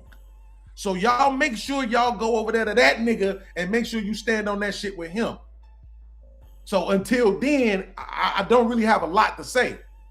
But I am gonna try to see what's going on right now with this K Clarity shit, only because, and I shouldn't even have to do this, I just want to prove I wasn't the one that blocked her. But hold on, Trey, BEANZ. So you saying that, then, and you let me know if somebody else can determine whether you do what's right or not. That person, absolutely. Okay. Yes, absolutely. That person can determine that. See, my thing is this. Even you just said, you came over, you said, bro, you did the what they say, the underlay for the overplay or whatever the fuck it is. Yo, bro, I think you super intelligent. Yeah, but I need you to apologize to K Clarity. For what? Oh, because she sent you an apology. I didn't do that. Right? Like, I mean, basically, I'm shortening it up, but yeah, basically, because then even after I said, yo, hold on, even after I said I take your word for it, before I ever saw it myself, I take your word for it that you say she sent it, right? So I said, I take your word for it, and I'm gonna acknowledge that she sent it, and then I'm gonna use that to say, this is why we need to stop telling women to hold themselves accountable if we not gonna do it. But bro, this is what you also should say. That's what you said to me. I can rewind the tape if you need me. So hold on. So what I'm saying is, when you say it that way, and you put it together like that, it makes it seem like I came over here to make me apologize to K Clarity. Yeah, that's how I feel right now. Yeah, I'm saying feel to show I'm not being disingenuous. I'm not necessarily just thinking it, but it feel that way. Sure. Absolutely. Oh yeah, and I'm willing to believe that it may feel that way. However, one thing that I want you to know about me is that I'm not here to lie to you. I don't do that, right? Mm-hmm. I'm always standing on what I gotta stand on, and that's just how it is. So when I came over here because I fuck with you regardless, right? I fuck with you because it just is what it is. You real. I fuck with you. You real. You had a conversation. You were intellectual. I fuck with you. So that's why I'm here. I ain't come over here for no reason. Because at the end of the day, it's very possible that you and Trey grown ass men. Y'all might never get over that shit. Cool. That's your business. However, it's my responsibility to when I see something that I think that I can help and people improve, whether it be you, whether it be Trey, because from what y'all know about me, y'all think that I haven't been giving my perspective to other people in this situation about what they could be doing better, or where they went wrong, or where they was right at. That's just how I am. I'm never going to not be that way. But I just so happen to be talking to you in the conversation right now, if that makes sense. Oh, absolutely, bro. So when we were talking about the K Clarity apology, when we saw that, maybe we saw that she apologized, right? But let's say it's tentative for now because you still got to see the proof. Whatever. You saw that she apologized. The first thing you did was say, "Oh, she apologized," and that's why these other niggas is more fuck niggas because she apologized versus like. Absolutely. I'm always gonna make something into a lesson. That's a fact. For sure. But I guess what I'm saying is, I think in my heart of hearts that if you would have. That it's an order of operations. Let me address this first, and then let me go at the niggas who I think not real. So, you know what, Kay? I fuck with you for doing that. Appreciate that. Because a lot of people not like that. That's another thing about a lesson of like, when you see somebody standing up, being how a lot of motherfuckers wouldn't be, I'm gonna make sure that I give you your flowers because you did something that I know a lot of motherfuckers wouldn't do. Right, and so I'm not necessarily saying that's wrong. That's stand up shit. But I also am saying, nigga, go check that nigga though. You talking to me? Yeah, you and her. But how can that's the go thing, right? Stand on? I want to see y'all stand on the Versace niggas. I want to see people take these stances with motherfuckers who got the bag. Y'all are quick to come check people who y'all think are broke. And when I say on, y'all, bro. I'm not talking about Mont. Beans, I'm not talking about Mont. No, I Wait, dig it. when I say y'all, I'm not speaking about Mont specifically. I'm saying in general. We see this all the time. Nobody ain't going and checking Anton. Nobody ain't going and checking Angry Man. Nobody ain't going and checking Trey. Go check them niggas with them robes, bro. Stop letting them niggas think they are above the fucking law. Stop letting them niggas think they don't have to issue all these heartfelt spoken ass acknowledgments and shit, bro. You gotta slow down. Everybody gotta fucking do it. If I'm gonna do it, I ain't doing shit Beans. until y'all make one of them niggas do it. Hold on, Beans. You gotta slow down. You gotta slow down because you just gotta remember that you talking to me and not everybody else, right? So I totally understand that everybody else they don't stand on shit, right? But do you genuinely think that I haven't talked to Trey about what I think he might have did wrong? Or talked to Kay about where I think that she might have misunderstood you or what she might have did wrong? Because you asking me, nah, I'm not gonna sit here and say that you didn't. I don't genuinely think that you didn't because you're asking me. That's what I'm saying. Because if you would have asked me, like, yo, if somebody else would have asked me, yo, do you think Mont talked about this? I'd have been like, no. But because you asking me, my perception of you is that you're not a fucking liar. But my thing is, was it on the live? Was it out loud? Fuck all that on the phone shit. Fuck all that in the DM shit. This is out loud on the live. I dare any one of you niggas. Yeah. When Trey dropped the link tonight, I dare any one of you niggas, and y'all make sure y'all hit, because I'm not watching this bitch nigga no more. I automatically, like I said, when I don't fuck with people, hey, I unsubscribe, I click the 3 dots, do not recommend this channel. I don't want to see this nigga no more, okay? So at the end of the day, somebody clip it to me and show me one of these niggas telling him, bro, you was wrong. Hold on, Beans, hold on. Fluff it up for him. Hold on, now Beans. Listen, sir, I know you got a nice robe, but you no, I gotta go. Yeah, I gotta go soon. But this is my thing, right? This is where I think you should give grace at, right? When it comes to, like you saying, oh, I want y'all to say it on live, bro. I don't have your number, right? This is the only way that I could contact you is talk to you on here, right? So especially, and then when I pull up, we know what the conversation is about, so it's relevant. Versus, I talked to Trey on the phone, right? I talked to Trey on the phone, so I don't have to have conversations with him on live. I have to have conversations with you here, right? Do that make sense? It makes sense, but do you understand what I'm saying? I understand completely what you're saying. Right now, hold on, listen to what I'm saying. Right now, while you're and respectfully, because it's you, I'm trying to calm down. You're suggesting, you're not demanding or requiring of me to say something a certain way to K Clarity. You're suggesting it. And I just did see that she was in the block list, but it says, no, you cannot see who specifically hid a user on your YouTube channel. So I can't prove that it wasn't me. And I know the narrative is going to be that I did it, but y'all can eat a dick for all I care. Because if I would have blocked, I would have said it. I think I've proven who the fuck I am, right? Whoever did it was irrelevant because people do it by mistake all the time. We can't prove, the intention behind it. So it don't matter who did it. And you watch the whole show, you damn sure ain't gonna hear me say block that motherfucker. Like it didn't happen. So what I'm saying is this though, you're not demanding of me to say something a certain way, right? You're suggesting it. Cool. I'm not saying demand it. I'm saying right now though, the place where you suggesting it to me, the place where you're telling me what you think I should do is on a live. That's it. It don't matter if you don't have my number. It don't matter if whatever this what you could have did. You could have came and said, hey, in the chat and said, hey Beans, what's your IG? I could have gave it to you. And then you could have said all this in the DM, but you didn't. You hit the link and you came up. I ain't telling you should have. I'm only saying that there was an option. Acknowledge this for me. There was an option for you to not do it on the live. Yeah, true or but false?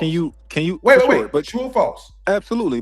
Okay, so what I'm saying is when it comes to that nigga, do that shit the same way to him that y'all doing it to me. Yeah, so this is the thing, Beans, right?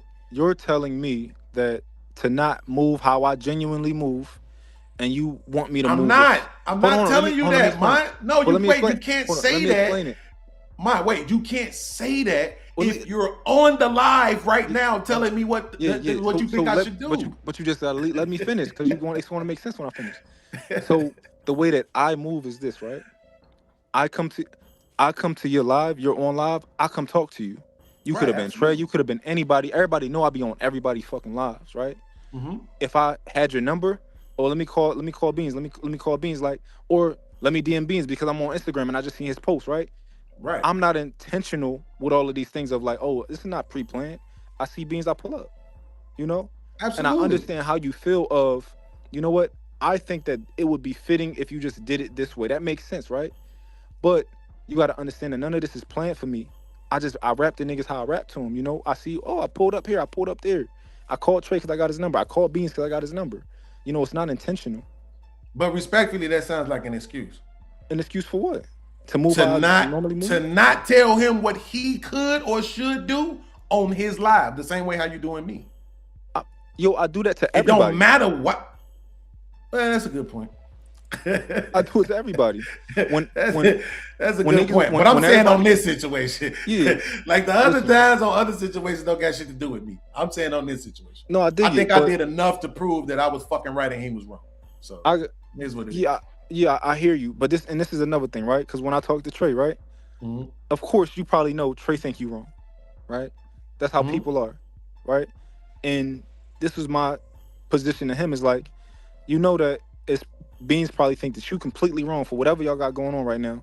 He probably think that you dead fucking wrong, while you think that he dead fucking wrong. Because a lot of these things come down to that. Two different people with two completely different perspectives, two completely different experiences, who probably are not listening to what each other are really saying, right? So he think you did wrong, you think he did wrong. That's how the game go. I think that for me, I tend to be a little bit mature when it comes to these situations. If you ain't say nothing about my daughter, if you ain't try and kill me and all that type of stuff, then all of this shit don't mean nothing to me. I'm willing to have a conversation, and I'm willing to have a relaxed, chill conversation. I'm not gonna get in my, my feelings. I'm not gonna get passionate and all that type of stuff. We're gonna have a conversation, and I think that y'all could benefit from that. Nah, listen, man, I rock with you, bro. Like I said, I told them yesterday. I said, if Mont ever start taking this YouTube shit seriously, y'all ass in trouble, right? Because you check all the boxes. You prove with the P Smurf shit that you can also be entertaining, right? That was the only thing that we didn't know yet. And now we saw that you got that capability too. So I think you're going to do well. I'm rooting for you and all of that. And I ain't saying you can't come over here. I ain't saying don't talk to me. Bro, you cool with me. But I am gonna look at you funny if nobody don't send me a clip of you holding that nigga accountable on this live. I'm just telling you the truth, bro. Listen. And nothing's gonna change my mind about that. Hold on, let me finish. Bro, I got a clip that I'm about to do a short to where the dude say, in our community, all we fucking respect is money. If a nigga got money, or can at least say he got money, we will look past every fucking thing that person does. But that man literally told people, I got people watching y'all, so if you be in his chat, you can't come on my show no more. That's the kind of shit nobody ain't saying, bro. That is the most cowardice, bitch-made shit I've ever heard in my fucking life. Who the fuck are you to tell people where they can and cannot go? I tell motherfuckers, y'all support the phony shit, so I blame y'all. And I still don't say don't go over there. I say just support the real shit too, though. But this nigga is telling motherfuckers if they go into my chat, fuck Darrell Long, because that nigga's a piece of shit. I damn near understand it with him. But in this situation, that nigga wrong. I think I'm right and he think he right. He wrong. I proved it. Beans, hold on. I gotta go. So I gotta go to the park with my kids soon. But this is what I want you to understand. This is all the thing I want you to know. Right? No. Let's stop there. I don't want to understand nothing else. I want him to understand. That's the point. Make that nigga understand, because I'm telling you now. But I don't want us to have an issue, so I'm asking you to just stop trying to explain anything to me. I don't want to Beans, hear nothing else, bro. Beans. Don't explain or tell me how to feel because Beans. The only thing I'm asking you is to just have a conversation with me. No, I'm telling you, I don't want to have it anymore. It's stressing me out. But it's stressing me out so that the rich nigga is about to not have to take accountability again while motherfuckers trying to hold me accountable. But that shit ain't cool. But you got to let me talk. I want to talk and I want you to talk. But so this is my thing. I don't want you to leave this live and to think something that's not true. That's the only thing I don't want to think. I just want to clarify everything for you, at least from my position and how I move. Right? So when you say I need people to send me a clip of you holding Trey accountable, right? I'm only going to speak to what I think is wrong and what I think is right, right? So if I think that Trey did something wrong and it comes up, I'm gonna talk about it. I'm never going to bite my tongue when it comes to certain things like that. But also at the same time, that's flawed. Hold on. That's flawed because what you just did. Hold on, man. This is important. What you just be mindful. I gotta go soon. So just clarity to me. Hold on, make it fast though, because I gotta. You just brought K clarity up to me. You didn't wait. It wasn't a part of the discussion. You just brought it up to me. And you know why? Why did I do that? It doesn't matter. I'm saying do the same. You gotta say it does matter. No. Just bring it up. It does matter. You gotta say it does matter. Because I don't have your number. I don't talk. Yes, but you just agreed that there was an option. You could have hit me and asked me for my Instagram like you just did. You didn't have to say none of this shit on the line. Correct. But that would have been me trying to develop a friendship with you. Me and Trey are already friends. We have a relationship, right? I talk to Trey all the time.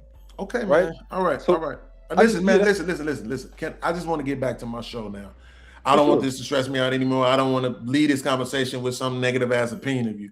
I understand what it is that you're saying, but the fact that I know I'm not gonna get what I need from you, that kind of stresses me. So just let me sit with it for a minute. I'll get over it, bro. Sure. And we go pick it up again another time. Absolutely, man. We could definitely, like I said, ain't no banning, ain't no like none. I'm not doing none of that shit, bro. You good with me? You a stand-up dude. I can't make you do what I want you to do, but I do reserve the right to feel a way about whatever I want to feel a way about, right? Yeah. So we all good, bro. Respect and love, and salute to you on being a good father too. Keep representing for us, and like I said, I'm rooting for you. Absolutely. All right, man. Yeah, I get with you. All right, bro. Man, listen, I've been up here for too long. How long I've been on this damn show? Hour and 53 minutes. See, this is what I'm talking about. Here's my proof. Here's my proof right here. Hour and 53 minutes, right? Now, I know I didn't really get into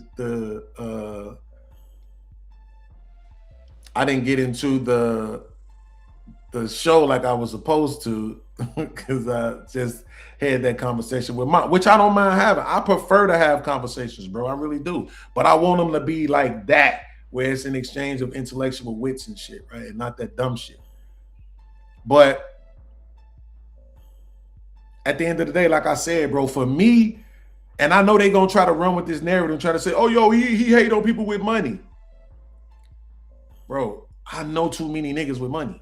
Like, there's no reason for me to hate on niggas with money. I've had money. I just don't choose to chase it no more. I'm tired.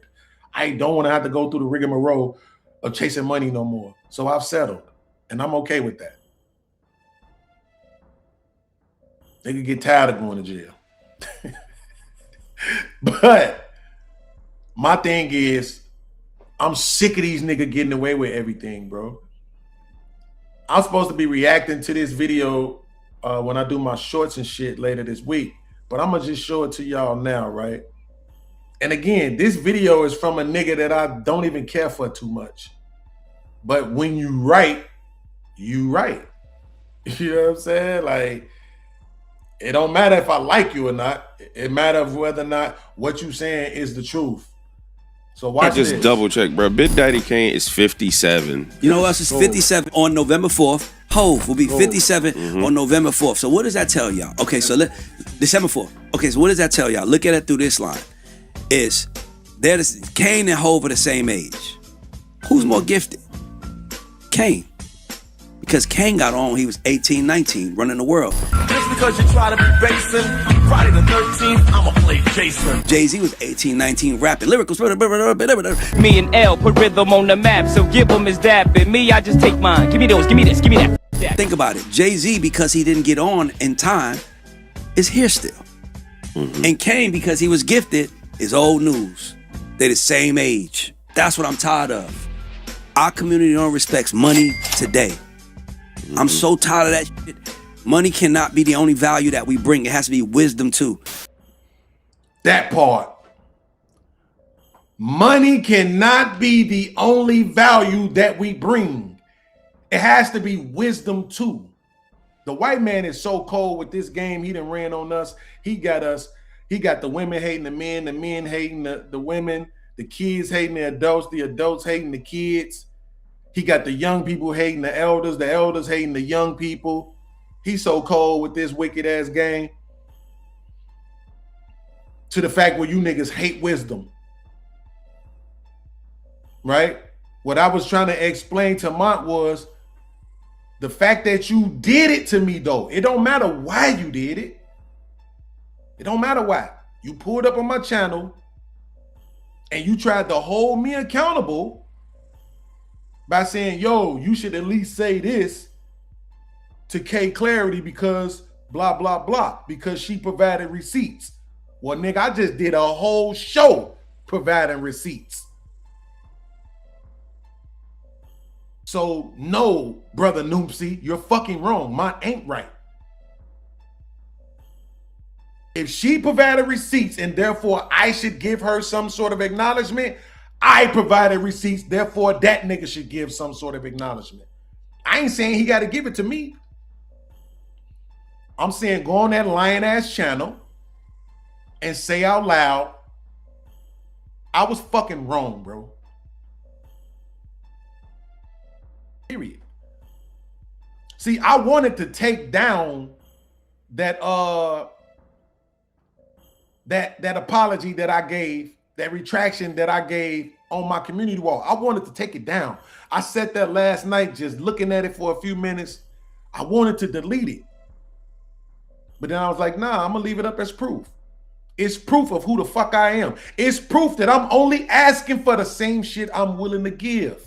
See, that's man shit. Do unto others as you would have them do unto you. See, that's Bible shit. For the motherfuckers who swear it down, they believers and they Christians and they rock with the Bible. But they ain't even doing unto others as they would have them do unto them. But y'all love them though, because they got fucking money. And you don't give a shit about wisdom. Which is exactly why my Cash App ain't rain.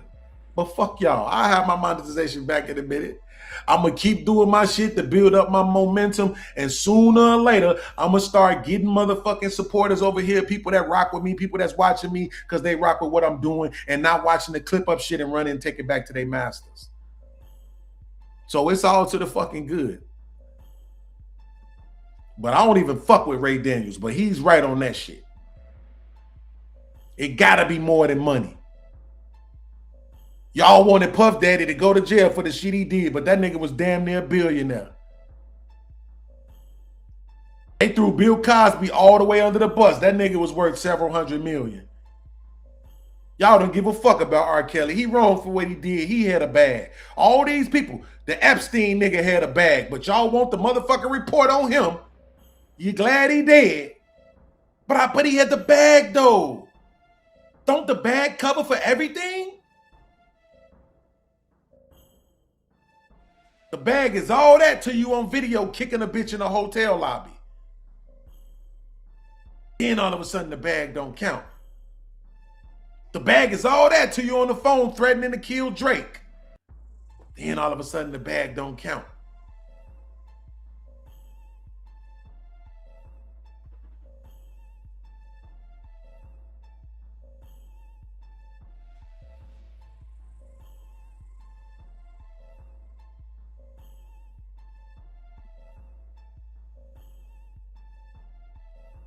Okay, so where was we at? All right, I'm going to slide on past this. Just as a reminder, what we were supposed to get from this video, we was having a conversation about motherfuckers calling you out your name on the internet and whether or not you should let it bother you. I don't know. I want to say no because I feel like that's the mature route to go, but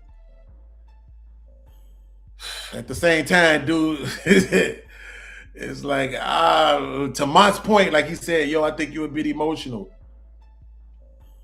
If you think I'm a bit emotional, when we just saw this nigga just killed this bitch, shot her 15 fucking times, but I'm emotional?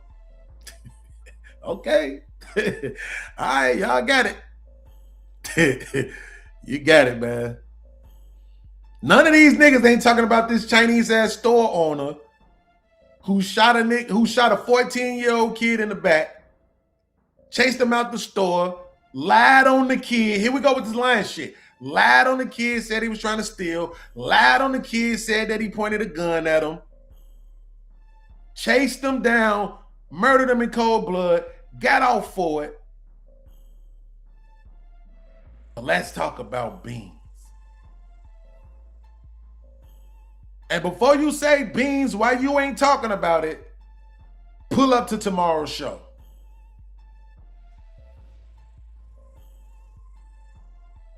See, that's the greater conversation for a panel show. So that's why I'm holding on to it, because tomorrow we'll have a panel.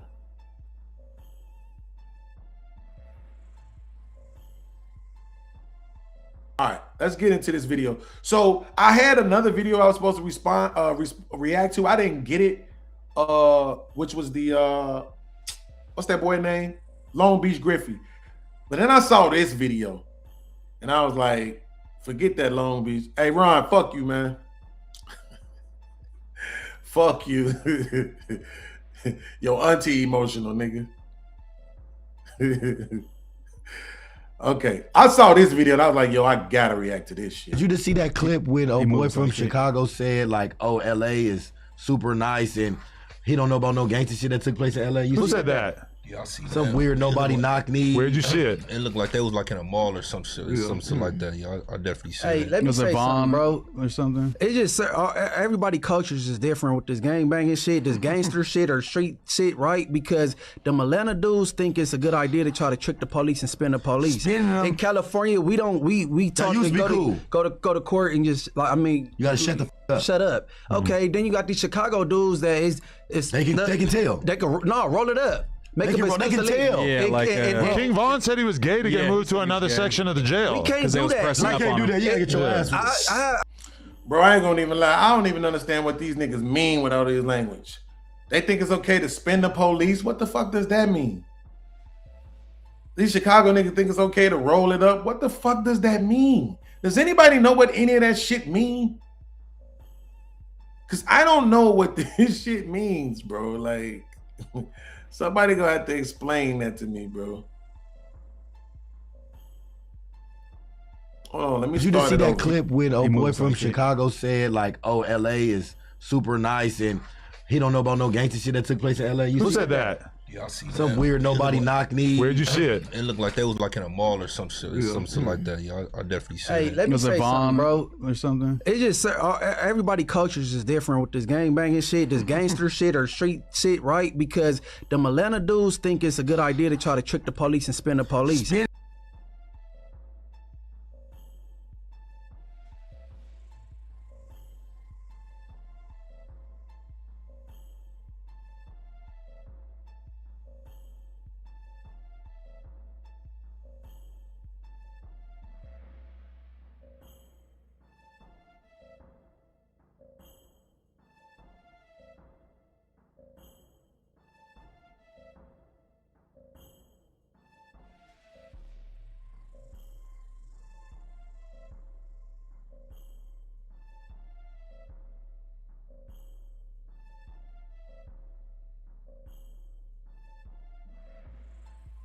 Thank you.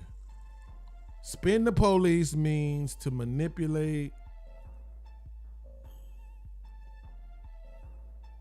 distract, or waste an officer's time.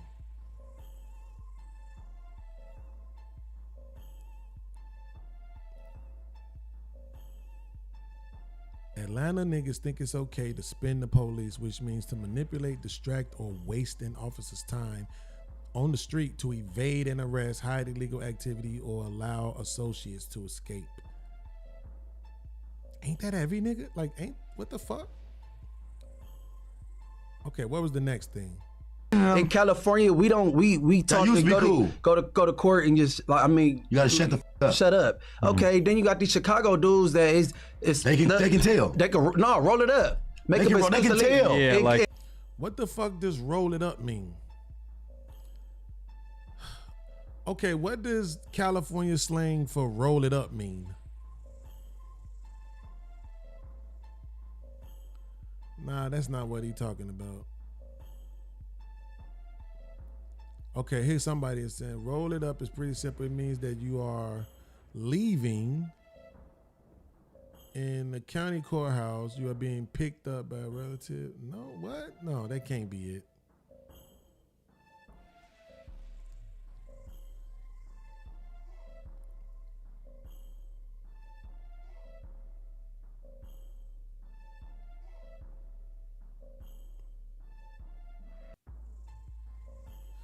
Oh, he mean tell. So he probably talking about telling us some shit. Yeah, I'm looking at it now, Blue Jay. They say it's usually a good thing because it means freedom. The excitement of hearing those words and knowing you're going home. But if he's saying they think it's okay to roll it up, which basically means roll up your mattress, because your mattress, they get that shit to you and your covers and shit when you first come in. So but if he's saying they think it's okay to roll it up, then he must be talking about telling.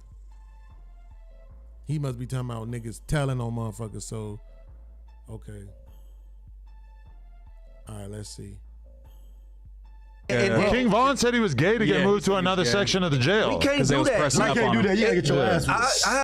Yo, did anybody ever hear that King Von said he was gay to get moved to another section of a jail? I never heard that shit. I had to sleep around 20 neighborhood Crips. You know how hard it is Bro, I trying have to get to some be shut on the eye? yard knowing I'm about to get removed. No, I have to be the whole yard knowing I'm about to get my ass whipped. But- and you know what? I'm like, damn, because I just got to go to this yard, bro. But when the Chicago They finna dudes whip say my this, ass. though, I don't think And you gotta go there and rolling take it up like a is minute, gangster. like, you got to take whatever come with this. Nigga, I'd have been inside neighborhood modules, East Coast modules, Damu modules. I was in a Damu module with Tiny Munchie. On the dead homie, it was 7 Crips, 40 Bloods. And we having lineup sessions. But you can't roll it up, though. Chicago dudes, it's cool for y'all to ball it up. I guess. Bro, Big Mike. You got a grudge against him, huh? No. What's up with him? He brought him up in that interview yesterday, yes, too. Because the Chicago talking about, oh, I ain't never seen no gangster shit in LA. Bro, y'all biggest, most prominent rapper was King Von. That was, the whole world know he told on King Von. Nobody never did nothing to that man in or out of custody. But people are telling out here, too, right? I mean, that's on the dead used. And nobody's doing anything about it? If you in the county jail or any California, if you got an allegation, they gonna jump you off an allegation. So see what I'm saying? Like, let me say this. So this is what I mean, right? This is what I'm talking about when I say one of the benefits of getting older is that you don't have to sound this stupid. Imagine a nigga trying to argue with you that their city is more gangster than yours. That they have more niggas committing crimes and going to jail than yours. That they have more niggas who gonna beat people up for allegations than yours. Imagine arguing for the right to be able to say that about your city. That's a fact, Robert. Stupid. This could have been a stupid detention show. Like, what the? Okay.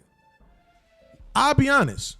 Coming through the 80s and the 90s, though, yeah, boy, California was the talk of the town. LA, wherever the fuck they was at, that shit was the talk of the town. Okay? You had Colors. You had Boys in the Hood, Menace to Society.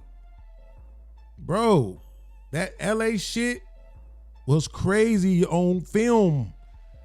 It was like, God damn. I don't think we had even ever heard of a goddamn drive-by in our community. Because, of course, the mob used to do drive-bys in Chicago. But I'm talking about like in our community. I don't think we had even heard of a goddamn drive-by until we saw that shit coming out of California. So in the 80s to the early 90s, yeah, it was all about California. Right? As far as media goes,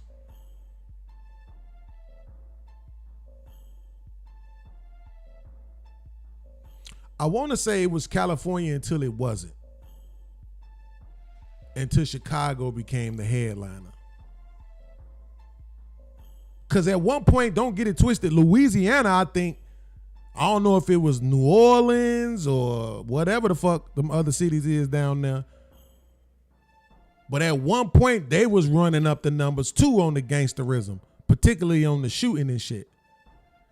Shit, at one point, Gary, Indiana was running it up. As small of a town as that shit is, they was running up the numbers.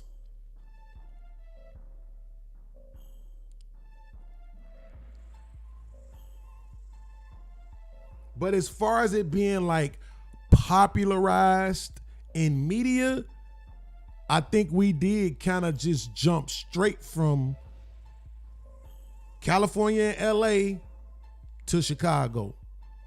It was like LA, it was all this gangsterism, and then we had like this whole party time from like 95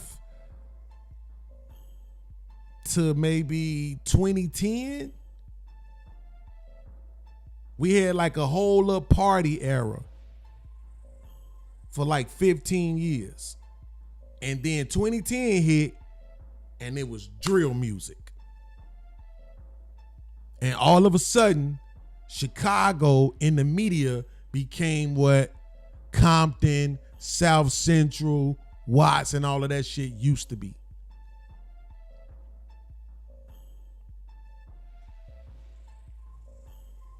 At least from my purview. Right, it's gonna be bad for you. Or if you don't get jumped, your homies is gonna come and have a stand. It's gonna be a righteous standoff, and they're gonna be like, "Look, we don't feel like he told this, that," and even then, you gonna be a torpedo off an allegation. You gonna have to sign up to be a torpedo. So with the gangsters thing, I think a lot of cities and a lot of states forget what LA specifically, just California, period, but what LA was and still is, because, you know what I'm saying, them basically catching up. I'm gonna use that, you know what I'm saying, to be respectful. Like, you know they're just like learning how to be street. I'm not saying that at all. We invented it. Streets everywhere in the world. What I say about Chicago, them niggas is tough with guns. Right, correct them. That'll make you gangster because you got a gun. The whole LA County Sheriff, every police officer got a gun. I like what dude in that T hat just said. Shout out to all my T's in Chicago. I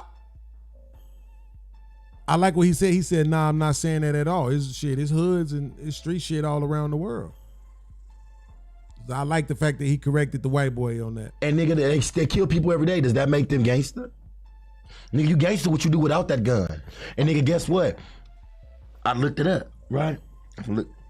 Los Angeles County Jail is the second most violent jail in the United States. I thought it was the first. Right. Oh, shit, damn.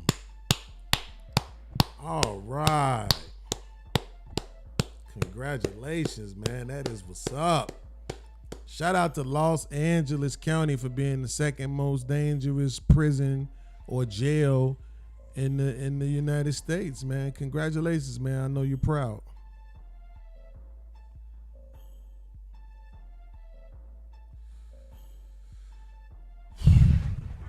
That's yours, motherfucking punk ass friend.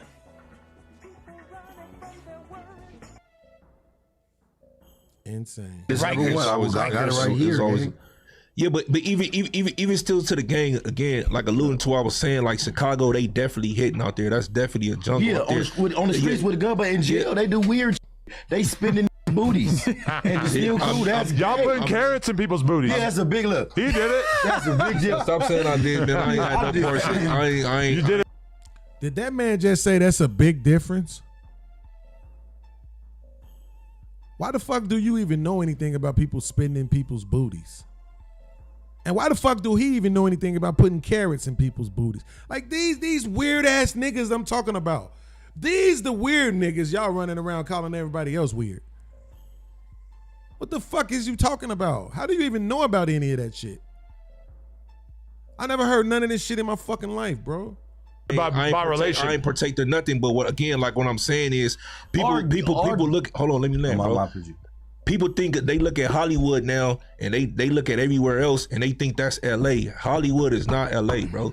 That's LA County. That's not South Central. That's not Compton. That's not Watts. That's Long Beach. Inglewood. That's not. But nobody's confusing the two, right? No. I'm thinking West Hollywood and Compton. No, when they think they automatically think LA. You know what I'm saying? And then coming from the Midwest, you know what I'm saying, in the East Coast, because my cousin out here, he from the East Coast. He think all y'all shit nice. Which compared, to be fair, it is compared to coming from Chicago and New York. You know what I'm saying? It's all bricks. It looks nice, but it ain't. It's definitely not nice, and they definitely forget about what's going on still to this day and what happened. A lot of them dudes is just catching up, especially with their gang culture. They just now turn up. LA and California been turned up. Hey, Spotty Face. Yesterday, Jay, he said something about like I forget, like the streets is dead or whatever, right? But you know what I think it really is, bro?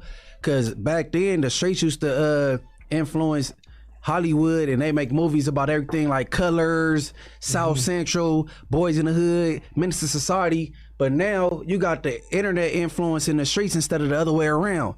Like anytime a gay could make rules for straight people is crazy. You got Saucy Santana talking about straight men ain't supposed to be smoking hookah. Right, so those just the big homie. So no, and I ain't saying nothing against Saucy, but like how y'all let a dude shout out to homie Saucy. Yeah, that's the big homie, dog. Don't take Axe Cheek. Or just people on the internet making rules for street people. Now the street people is talking about this civilian shit, and I never heard of that in my life until the internet. That civilian shit is I don't know nothing about it. Can't nobody tell, including Adam. That's what I'm saying. The internet is making the rules now instead of the streets influencing the Hollywood and you know what I'm saying? No, people. I guess because he's closer to it, I gotta take his word for it. You know what I'm saying? Social media definitely has an impact on the way people think and the way they move, their expectations, all of that. So he might have a point. You know what I'm saying? You know, but the truth of the matter is when we say that, we still talking about people. I know you think bots and all of that shit exists, but what we really talking about is people, though. We saying the people on social media influences people. And those people are from the streets. So as a technicality, it's still the streets influencing people. You know? I seen a woman admit that a lot of women's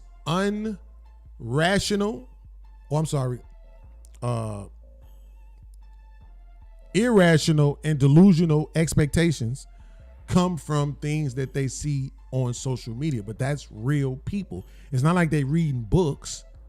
It's real people influencing them to think and believe the shit that they think and believe. You know what I'm saying? So we say social media, but we still talking about people, bro. Let's just be honest.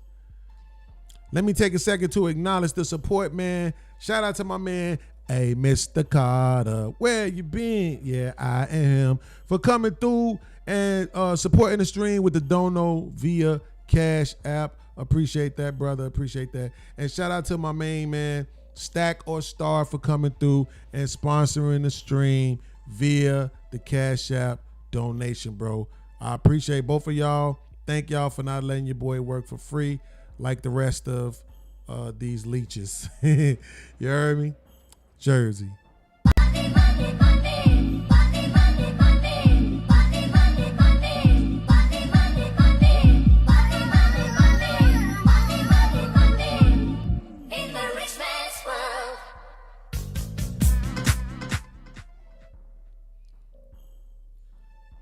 All right, so I want to go ahead and start getting into these other videos because we already 2 hours in, and y'all trying to make me work for free.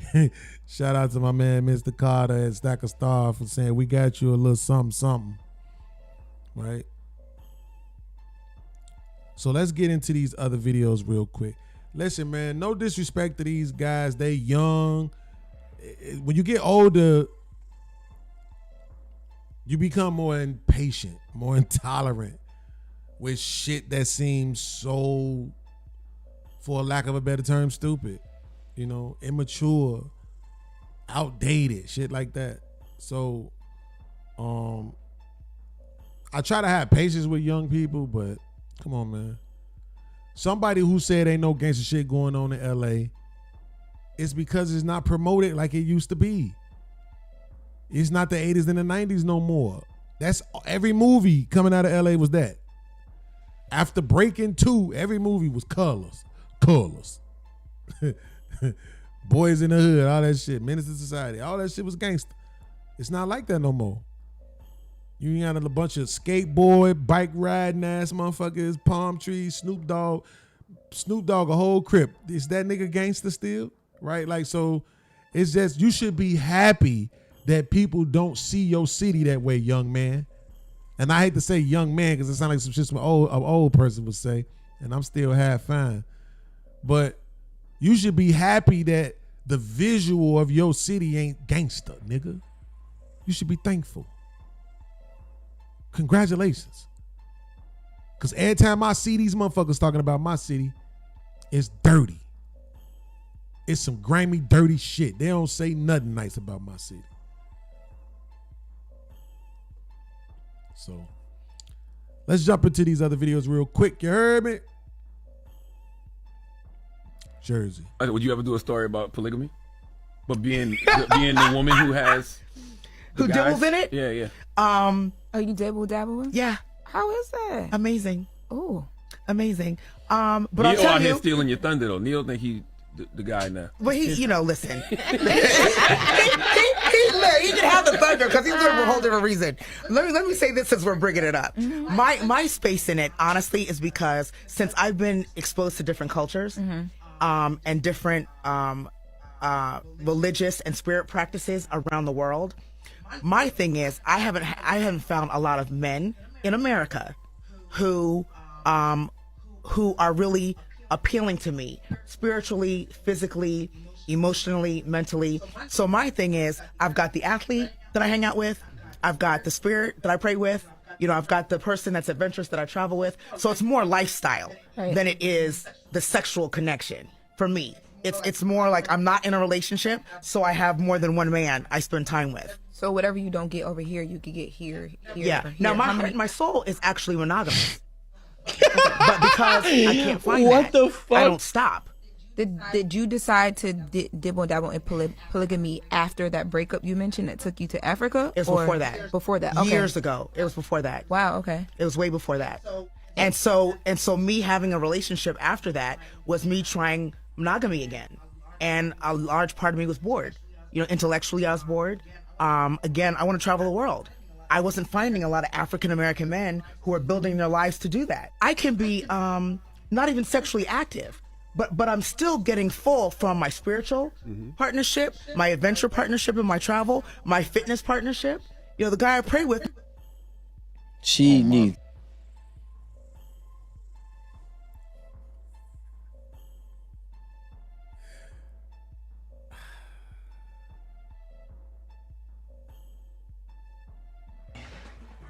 That's yours, motherfucking punk ass friend.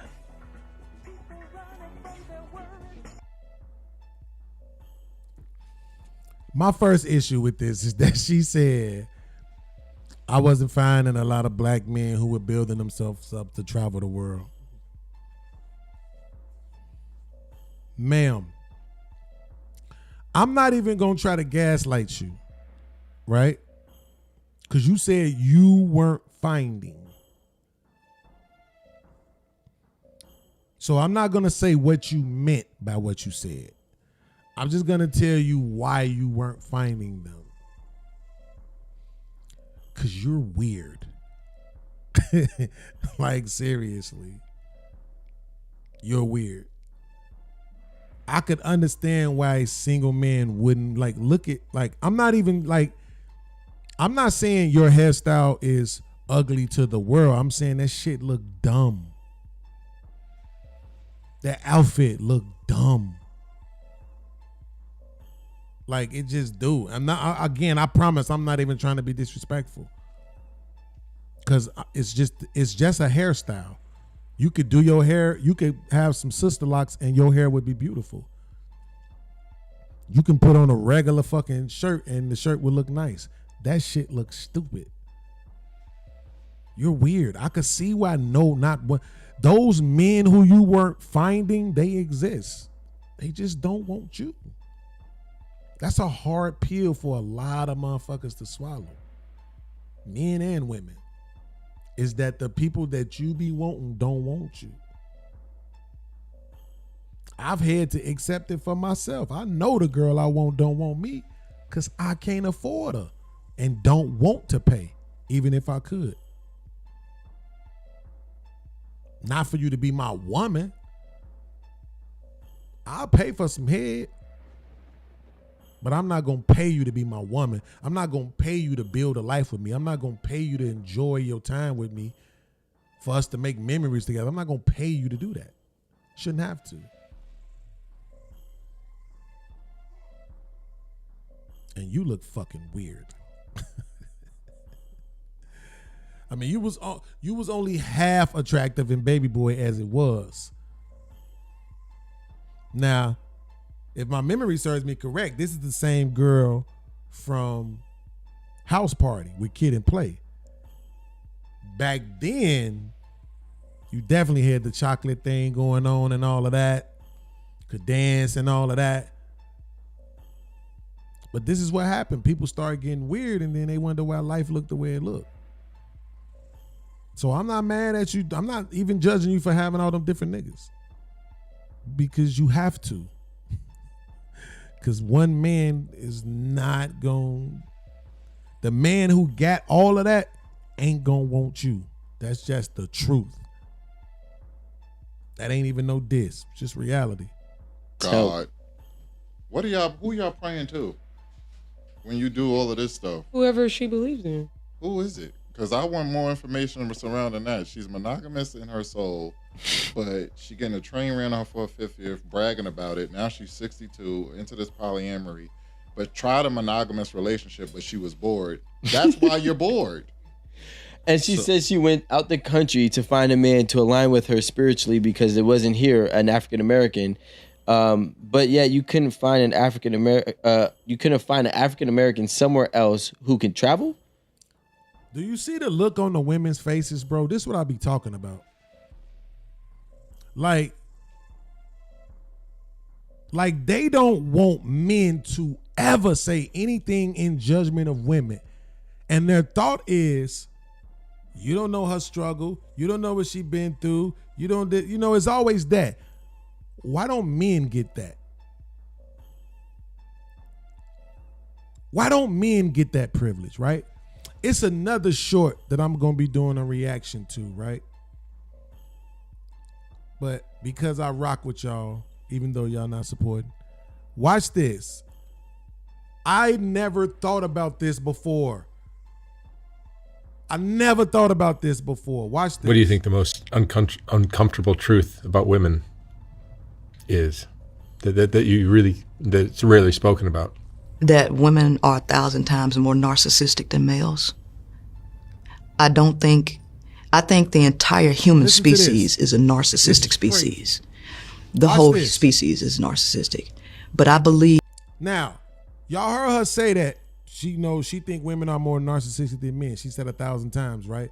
And then it sounds like an overstatement. It's like it's Princella. It feels like she keeps changing her position. But when you're right, you're right. See, she made that claim, and then look at the example that she used to back it up. I'm going to admit to you all right now that I have not one time ever thought about this. I don't think I've ever even thought about this. Watch the example that she uses to back her claim that women are 1,000 times more narcissistic than men.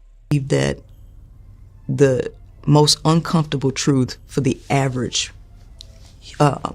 person is that women are actually narcissistic, more narcissistic than males. It's not that males are not narcissistic, it's that women are 1,000 times more narcissistic. I've never heard a saying that, oh, you just have to love your father no matter what he did because that's your only dad, you only get one. I never hear that. I always hear it about a woman. No matter what a mother did to her children, no matter what, that's your mama, you still need to love your mom.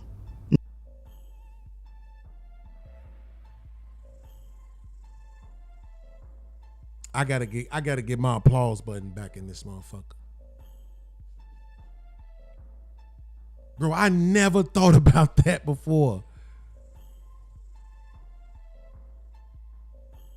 Imagine somebody saying that to a little girl. Her daddy was molesting her. Ah, well, don't, that's your daddy though. You just gotta, you still gotta love him anyway.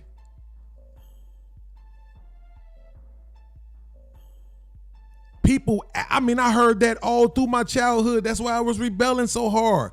I'm like, man, fuck y'all. Are y'all not listening to me telling y'all what my life is like at home? The fuck you mean that's your mama, she doing her best? And why is that bullshit supposed to be good enough for me?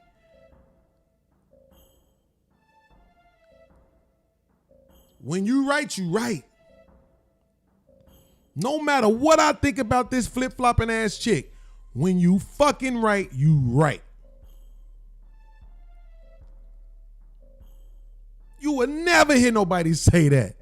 Oh, that's your daddy. No matter what, man, you just gotta love him anyway, no matter what he did. And you just need to get over it. Do you know how many, I can't even count on both my hands and toes, and eyes and nose and lips and kneecaps, how many times I've heard women come on panels and say, it don't matter, to men, not to women, to men, it don't matter what happened to you in your childhood. You 18 now, get over it.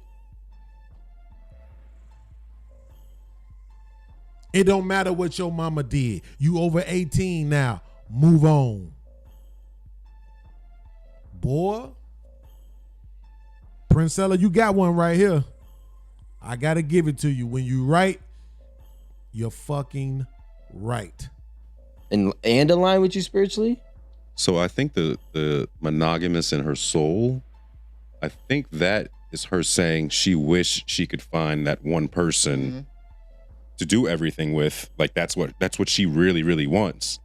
So I think that's what she meant by monogamous to her soul. Like she yearns for that. I don't take that away from her. So like an open relationship, you're saying? No. She wished she had one person to travel with, pray with, do all these things that she says she has different guys for. But she hasn't been able to find that, so that's why because she's had too many experiences that trumped the next. And when the bar is set so high in all these different areas, the likelihood of any one person checking them all off is so low.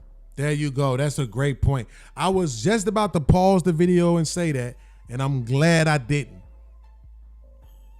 Because usually I like it when I pause the video. I haven't watched, say something, and then they say exactly what I was going to say or did say.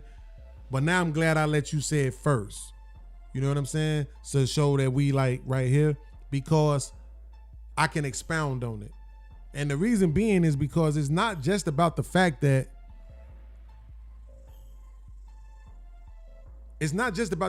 she's doing this in a polygamous way, right? Which means it's intentional. It also applies when they not doing it intentionally. And I think that's very important to extrapolate from this. See, she's intentionally practicing polygamy, right? By her own words. And then it's having that kind of effect, to his point. But even our females that aren't intentionally doing it, the ones who think I'm just dating men and it is what it is and I'm not polygamous, I'm not polyamorous, I'm not none of that. I'm just trying to find somebody. You see what I'm saying? They don't even have the intentional mindset that AJ Johnson have, but they're dealing with the same outcome.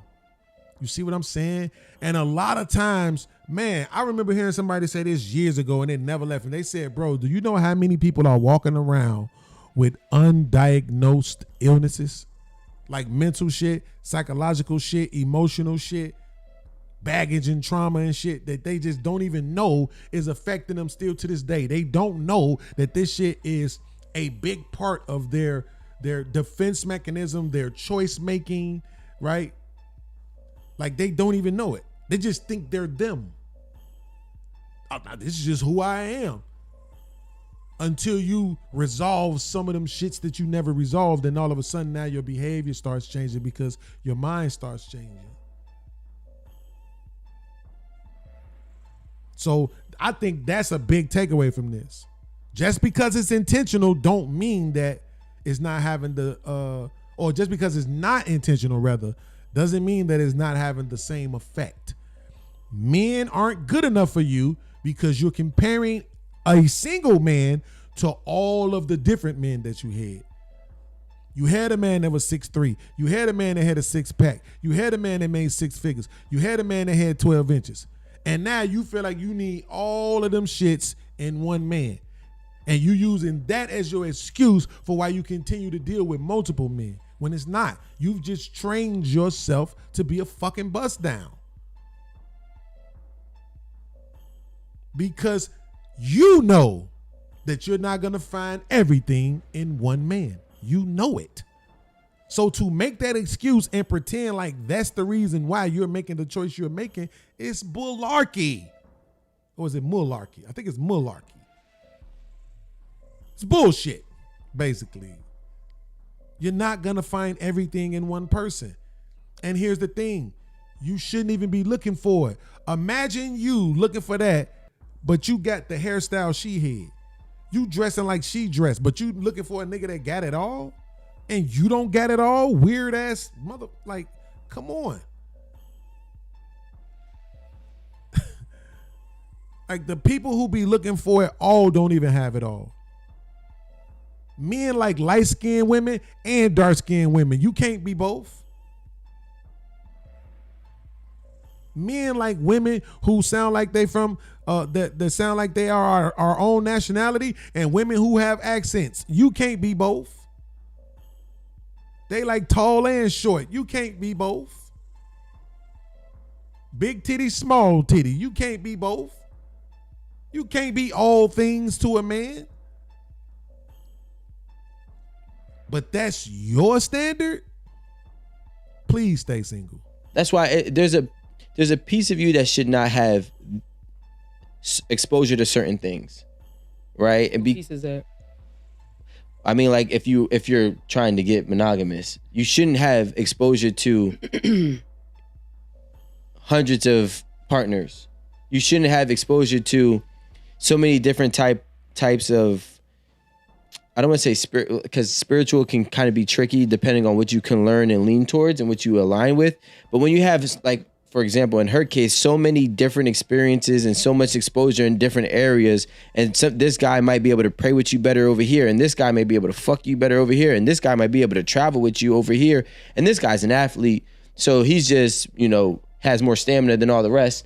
Now you're sitting here looking at yourself and you're like, I don't know who to pick because one is better in one area than the other. Now, I don't even know which area.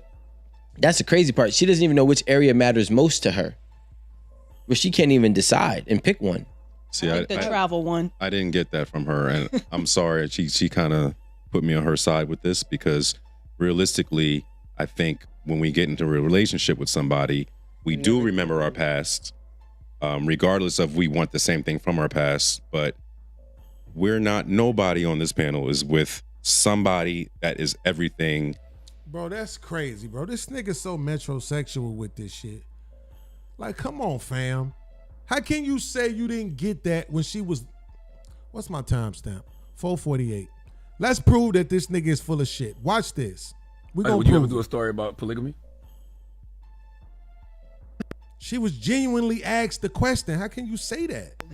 Religious and spirit practices around the world. My thing is, I haven't found a lot of men in America who are really appealing to me spiritually, physically, emotionally, mentally. So my thing is, She hasn't found a lot of men in America who are 1, 2, 3, 4, 5, 6, 7, 8, who are all of those things. I've got the athlete that I hang out with. I've got the spirit that I pray with. I've got the person that's adventurous that I travel with. So it's more lifestyle than it is the sexual connection for me. It's more like I'm not in a relationship, so I have more than one man I spend time with. So whatever you don't get over here, you could get here. Yeah. Or here. Now my soul. Did you hear her? She was asked the question. So whatever you don't get here, here, and here, or whatever you don't get over here, you can get over here. You don't get this over there. You get. And she said, yes, nigga. So how can you say that's not what you got from it? Let's go back. Travel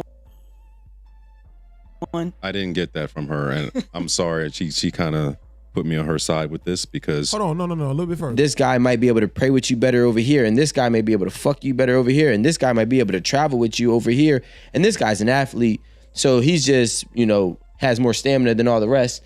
Now you're sitting here looking at yourself, and you're like, I don't know who to pick because one is better in one area than the other. Now I don't even know which area. That's the crazy part. She doesn't even know which area matters most to her, where she can't even decide and pick one. See, I travel one. I didn't get that from her, and I'm sorry. She kind of put me on her side with this because realistically, see what I mean? How didn't you get it? She literally said it, then was asked the question if that was what she meant, and she said yes. What? Bro, this shit wild, I think when we get into a relationship with somebody, we do remember our past, regardless of we want the same thing from our past, but nobody on this panel is with somebody that is everything that they want. That's called gluttony. You can call it whatever the fuck you want. Let's gluttony. Let's just call it's it greed. Okay. How? Because you want everything, but everything is not possible. Well, you just said that she's having issues being monogamous because she's had too much experience. She wants these things, but I guess what's wrong with desiring your person to be able to, because I think most people do desire that. But they don't speak about it. Well, I spoke with Marie. And then you go home and you pretend that this woman is everything, and you sit there lying to her, and she's lying to you. She's lying to you to fucking feed your ego when she's been with a bunch of other dudes and you ain't it. Right. I spoke to Marie about this, and I said we were actually having a conversation about like what is a person's biggest downfall. And I told her my opinion is desire is a person's biggest downfall. Because when you desire something too much, it can actually lead you astray from actually what keeps you grounded. Right. I think that's happening to my ex right now. And here's what's crazy. I literally was having this conversation with myself the other day. I know for a fact that I was the thing that kept her grounded. Because she was for me. Even her 2 sons was for me. I went what we would consider overboard, but there were still levels that I wouldn't go to because of them. It was things I wouldn't do because of them. Extreme shit that I felt, but I didn't act on because of them. Where if I would have just been messing with a whole bunch of chicks, they wouldn't have been able to prevent me from having those extreme reactions. Even though I did have some overboard ass reactions, but not extreme. Like this motherfucker who recently burnt down the building that his girlfriend lived in. See, that's extreme. Right? Me punching a hole in the wall, it's overboard. But it ain't extreme. Right? Motherfuckers ain't homeless or trying to escape fire and shit. You know what I'm saying? Like, it's a difference. So,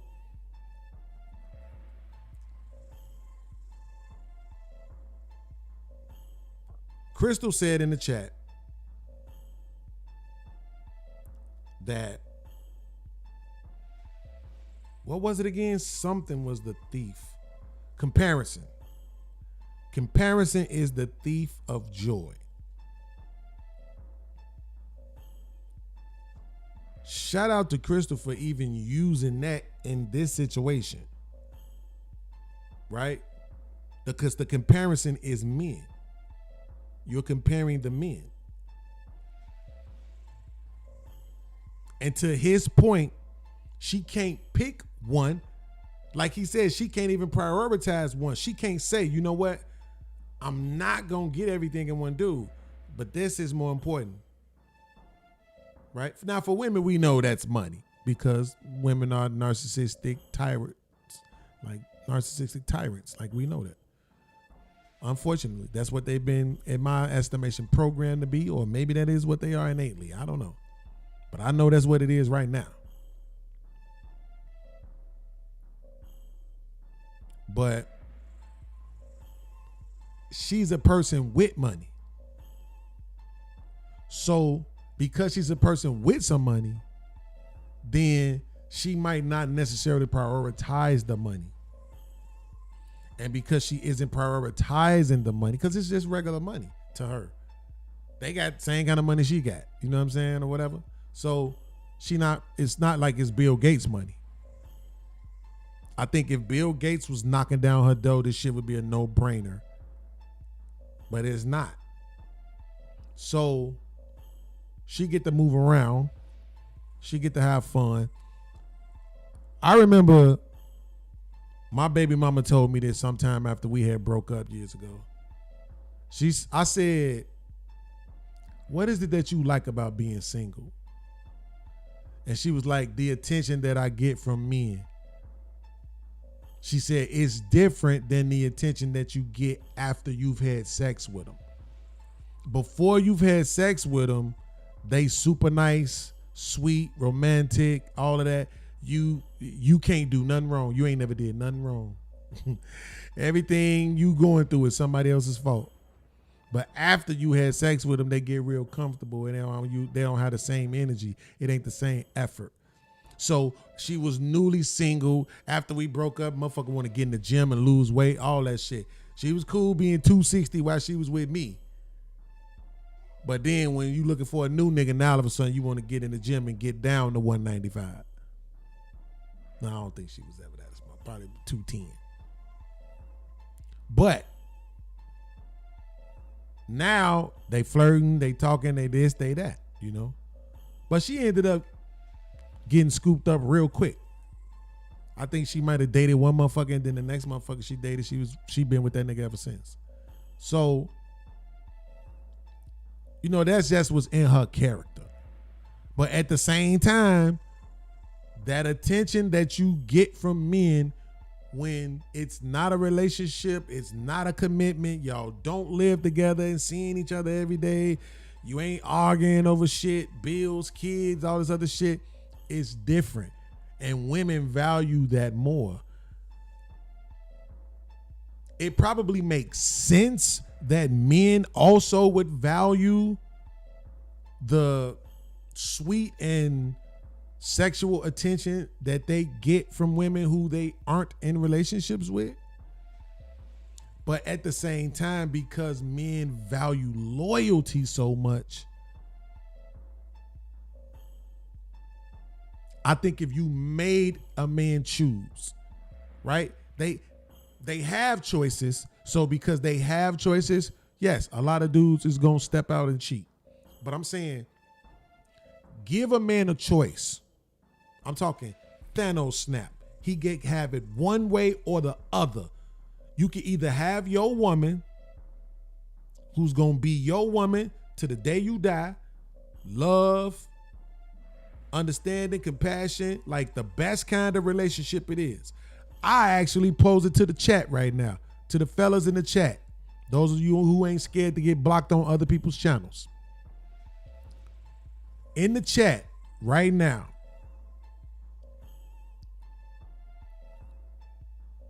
if you had a choice and you only got one, if you type anything other than this, I'm blocking you. Now, I'm going to do the blocking today because I'm tired of people being disingenuous. Your choice is you can have a great wife, kids, family, all that shit, loving, caring, cook, clean, humble, submissive, all of that. Be with you for the rest of your life to the day you die.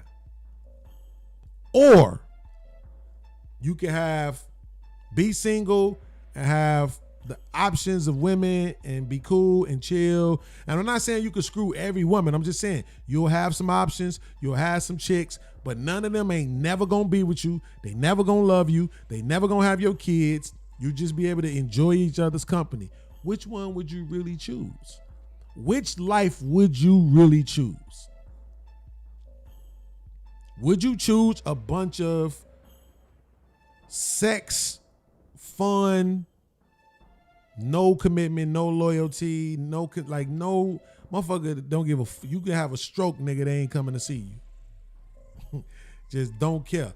Or would you rather have that one motherfucker that you know for a fact this motherfucker not gonna cheat, they ain't going nowhere, they gonna have all your kids, so all your kids gonna look like you and them. Like I just tend to believe that most men would choose the former. I don't think most women would. Shout out to Raheem. He ain't scared. He said he choose the wife. I don't think most women would choose the husband though. I think they would choose the freedom. I think they would enjoy more and value and appreciate more all of the different attention. And before you tell me I'm wrong, 2 words. Social media.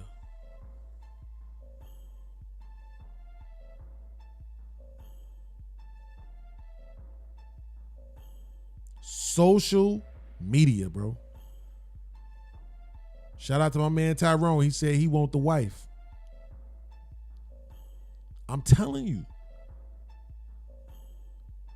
Look at social media. You got more single women now than ever. But what do they got? Social media. You got women who come to social media with a man, and by the time they start getting 100 likes and 100 comments, all of a sudden they single.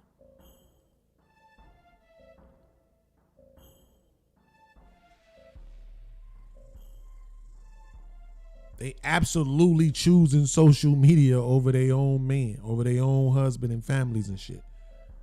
That attention shit mean a lot to women. And it don't matter that them niggas ain't never gonna really invest in her. Never want her to have their kids. Never want to be with them long term and none of that shit. It don't matter.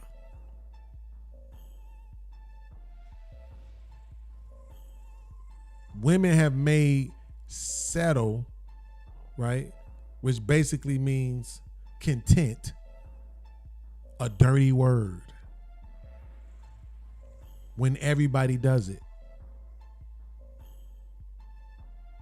How much money are you really gonna be making annually in 10 years? How about 20 years?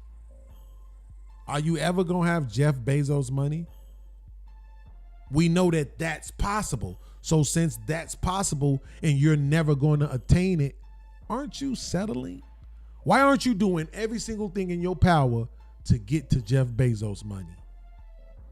Because you think it's delusional, right? Because you think, see how easy that shit is? It's easy to accept that something is delusional that you have to go fucking work for. But you want somebody to drop the perfect person into your lap when perfect people don't exist. If they did, there wouldn't be a need for repentance in religion.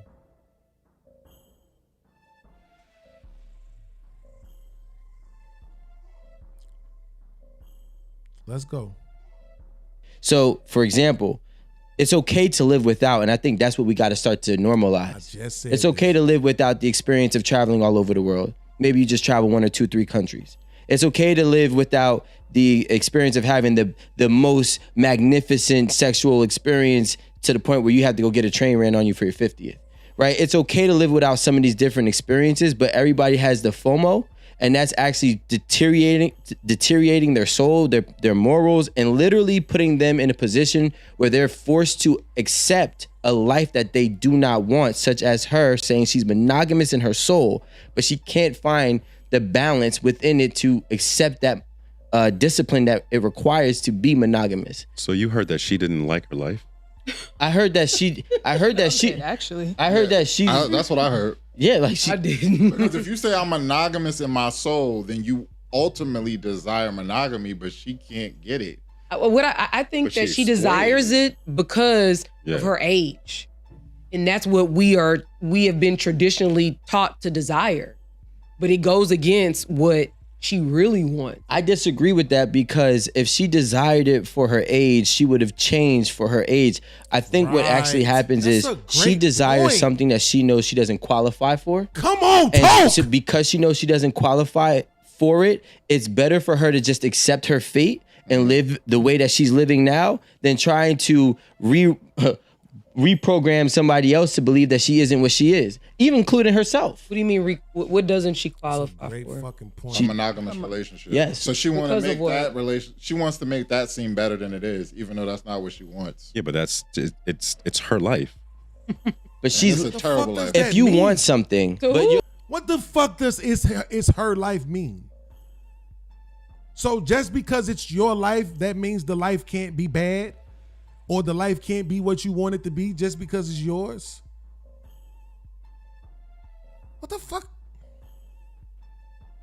living opposite to her. She wants something, but living opposite. Oh, You didn't see it? That vein about to pop out her head. She was crying. Aaron said, She's "Oh, sitting she up there is." talking about, for my 50th, I had a train around on me. It was she's miserable on the inside. Says who? What woman want her? Says her. That's what. So I just want to make sure that we're clear. The woman that can travel and do whatever she wants, pick up and leave, be with whoever she wants to be with, that she probably chose, and do what she wants to do. Here's where you just lied, Metro. Here's where you just lied. You just said be with who she wants to be with, when that woman literally said out of her mouth that she couldn't find what she was looking for.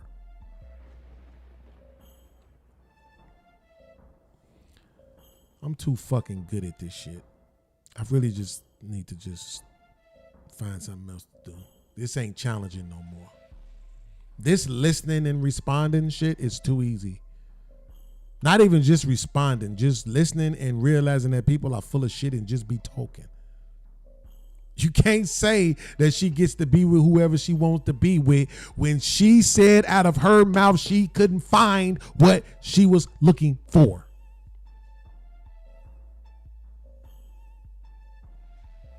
Jesus Christ, do you niggas listen at all? And still want something completely different, is lost, confused, and scarred.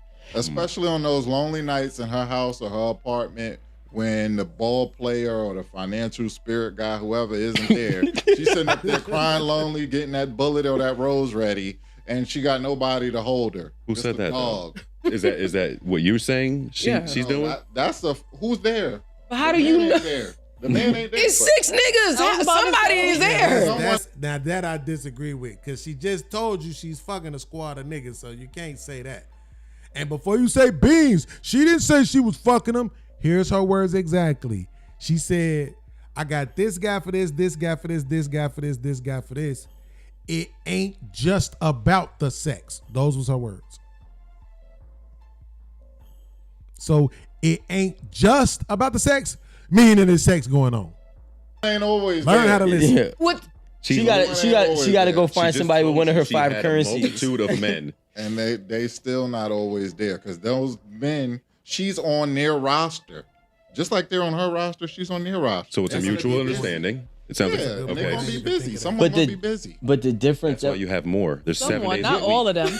But why? Okay, so Rome, I think there's a misunderstanding with the simple fact that she wants in her soul she didn't say her ideology, her brain, her lifestyle.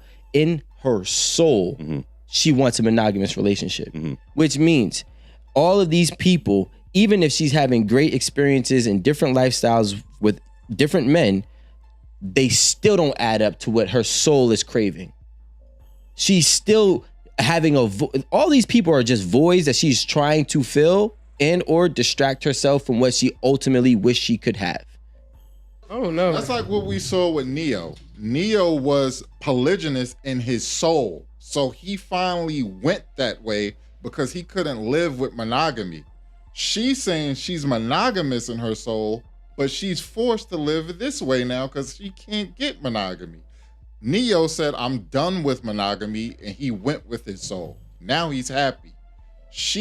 That's how I know she's not happy no matter what she puts on. So it's just reversed.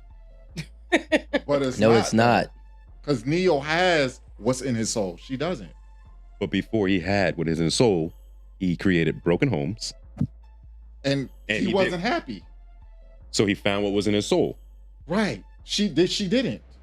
And she's still not actively. I think that's what we're saying. She's actively he not. found it, she didn't. So he was unhappy with monogamy, just like she's unhappy with polyamory. But it all sounds honest. It sounds like Sounds good. I think y'all are placing this definition of this moral policing of what she's doing. She's saying what she wants.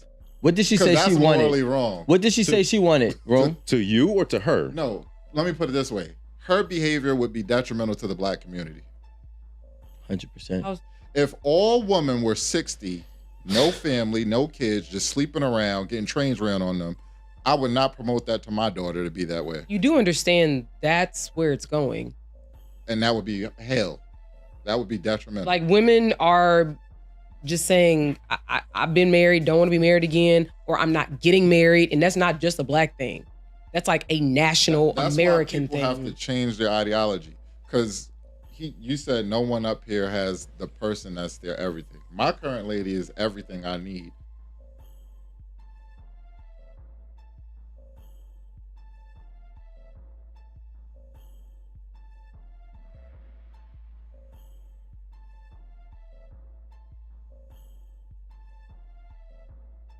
Would you ever do a story about? Would you ever do a story about? I've been married, don't want to be married again, or I'm not getting married, and that's not just a black thing. That's like a national American thing. People have to change their ideology. Because you said no one up here has the person that's their everything. My current lady is everything I need.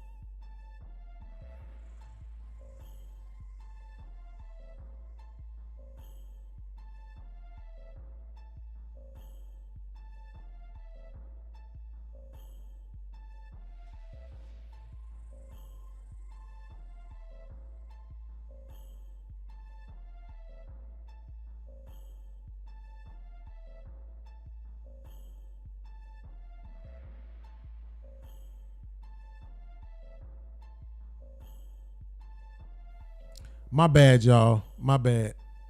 I had took a phone call.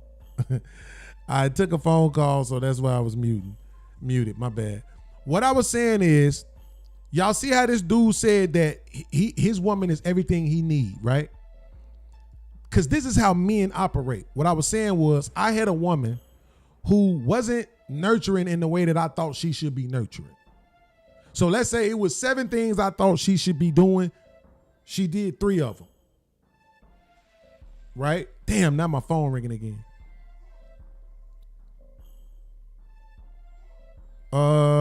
Shit.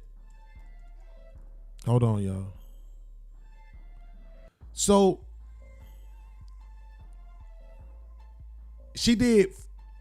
let's say she did 3 or 4 of the things out of the 7 that I thought she should do. Right?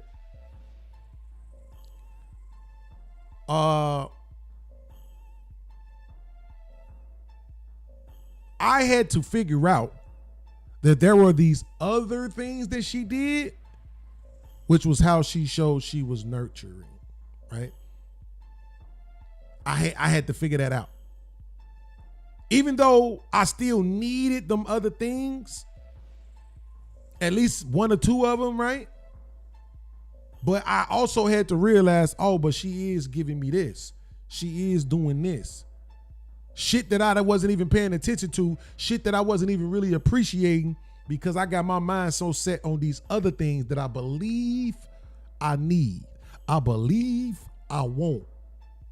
Oh, life is just not worth living if I can't have those things.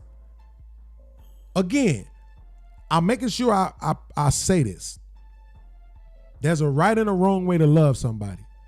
Some shit you might not have been taught how to do or taught the importance of, it does not make it not important. Right? So, for example,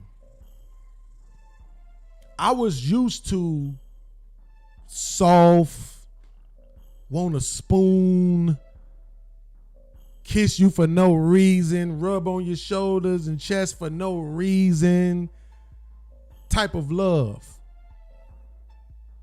I was used to a woman where if I didn't hold her at least for some time when we laid down to go to bed, it would have been a problem. I was used to that. And then I got with somebody who immediately turned their back to you to go to sleep.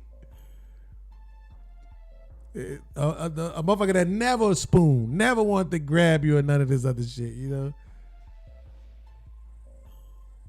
I got with somebody who was damn near never initiating sex.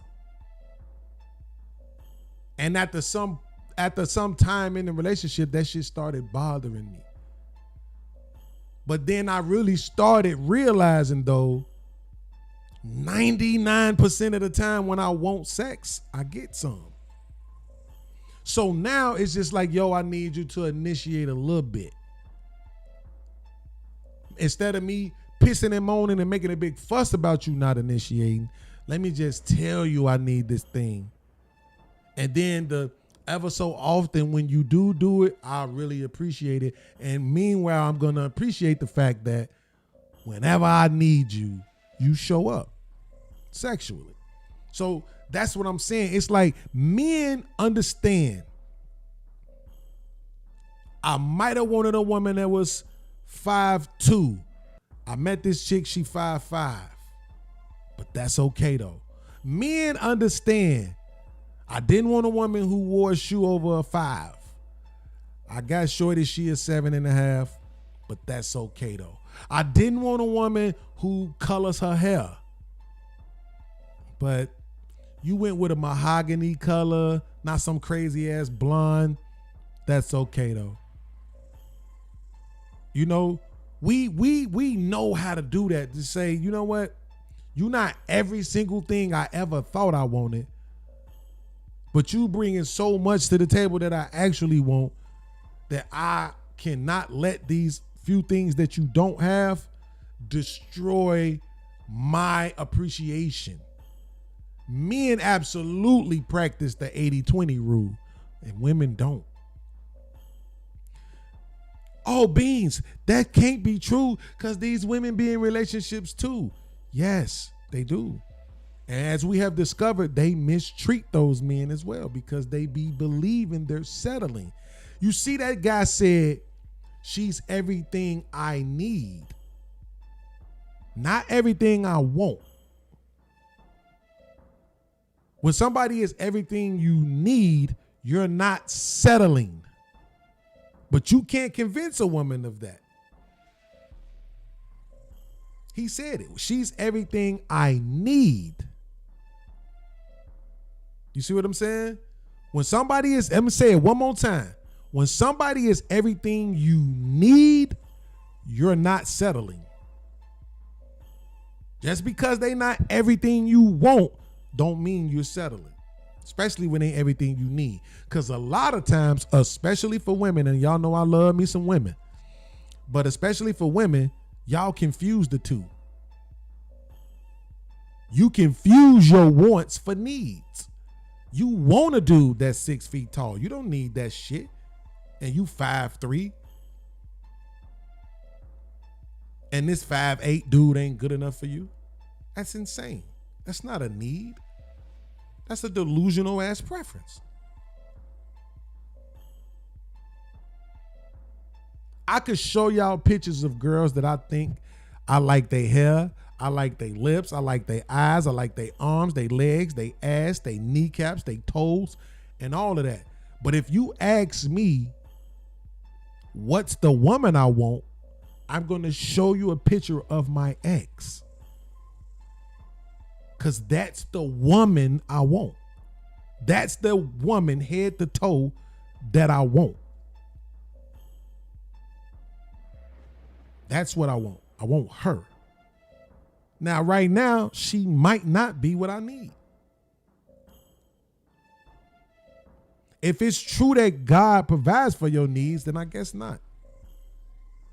Because we're not together.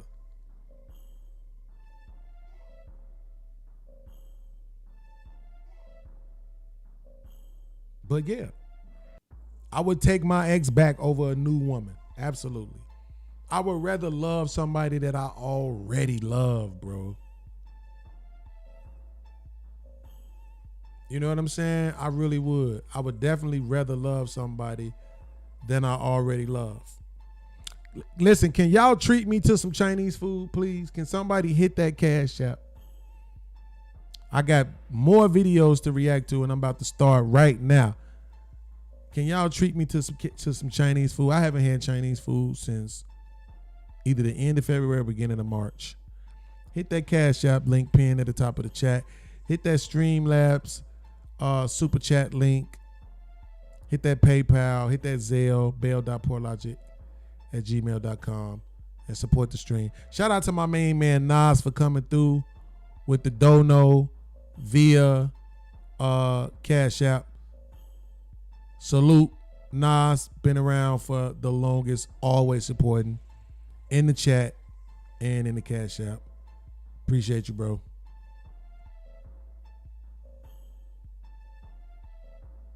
Would you ever do a story about being the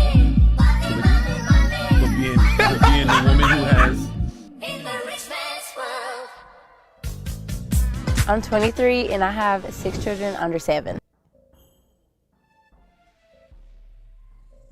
Bro, what the hell just happened?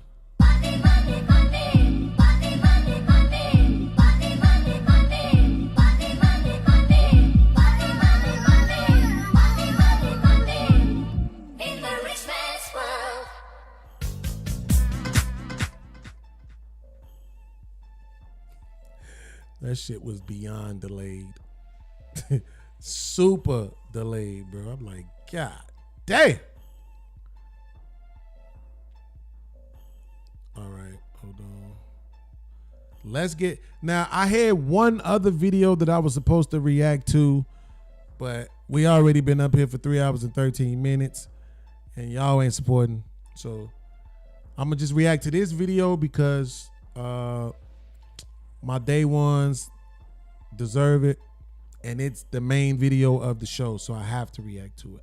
We did spend a lot of extra time on some other shit. My man Mont did come up, and we spent some time talking to him, so we kind of got through all. But get your boys some Chinese food. Hit that Cash App. Hit that Streamlabs super chat. Hit that PayPal. Hit that Zelle. Do something. Send me $2. Send me $4. Help me get some Chinese food. Okay? Love y'all. Listen, this video right here is the video of the day. Had her first child at 15 years old. Listen, every time I see one of these videos, I'm reacting to it from here on out, bro. I'm tired of people trying to pretend like these folks don't make their own decisions. I'm just tired of it, bro. Let's go. I'm 23 and I have 6 children under 7. It's crazy. We actually didn't want any more kids. They kind of just started rolling in back to back. Papa, y'all, please calm down. You're about to eat in a second. I'll be right back, okay, y'all? It's honestly just so disgusting how negative people can get. Bashing me as a mom, telling me they're gonna hate me when they get older, that I completely ruined my life.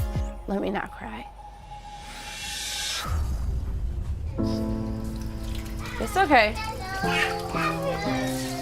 Don't be nervous. I'm about to eat in a second.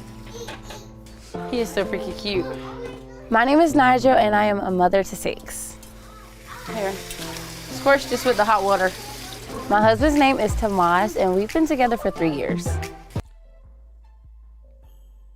3 years.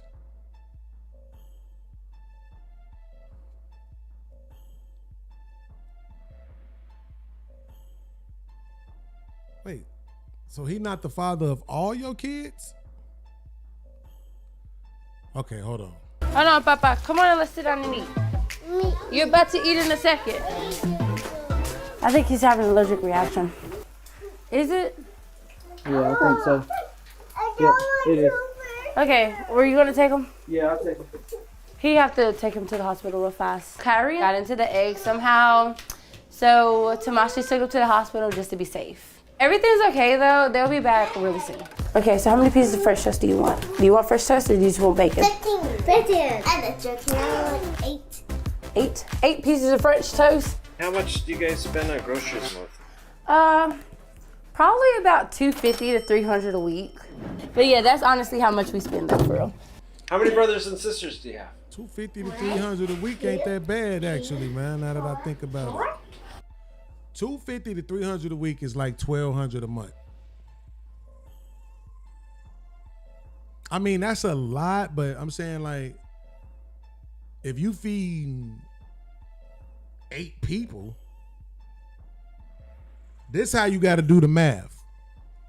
So let's just go to 300. 300, 8 people, right? It would be so easy if it was 320. Because if it was 320, then it'd be $40 per person, basically. So let's just take it to 320 so we could do the simple math. So they spend $320 a week on food. That's $40 a week per person. Hell, I do that some weeks. Go off $50 a week.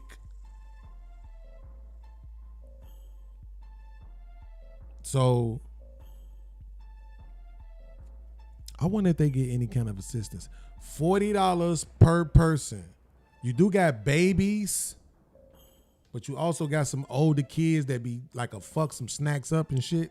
So I wonder, they probably not eating all that damn healthy. Right? Let's just keep it a buck. But okay. Nice.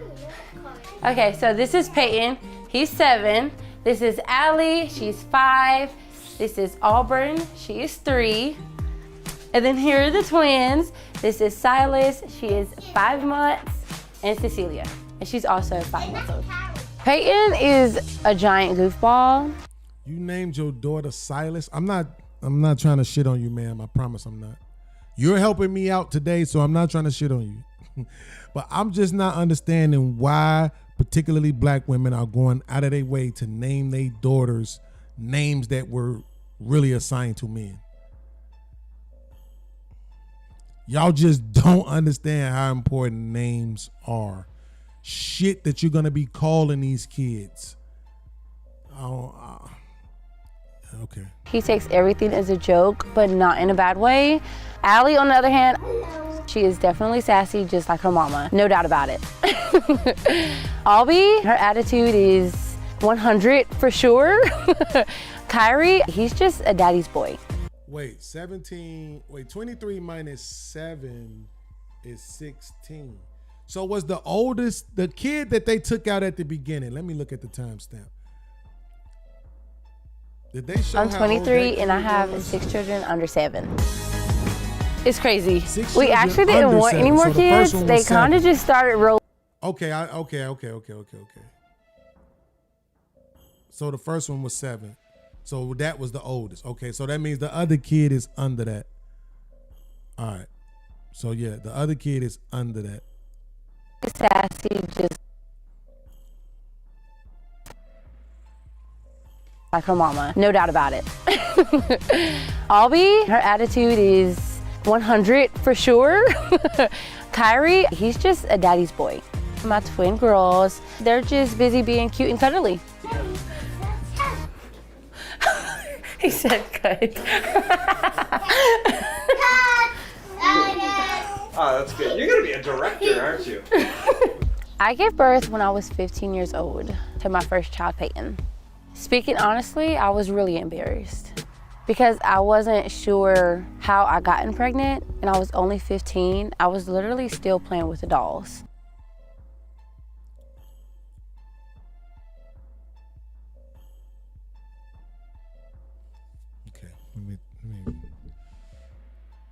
I wasn't sure how I had gotten pregnant.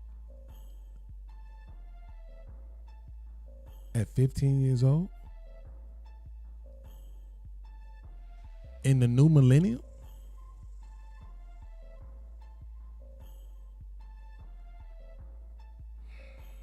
Whenever my mom found out I was pregnant, she was not supportive at first. She was very upset with me, but over time, she became my biggest support system ever, along with my sisters.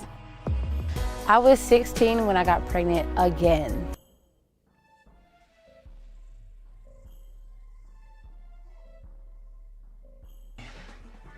That's yours, motherfucking punk ass friend.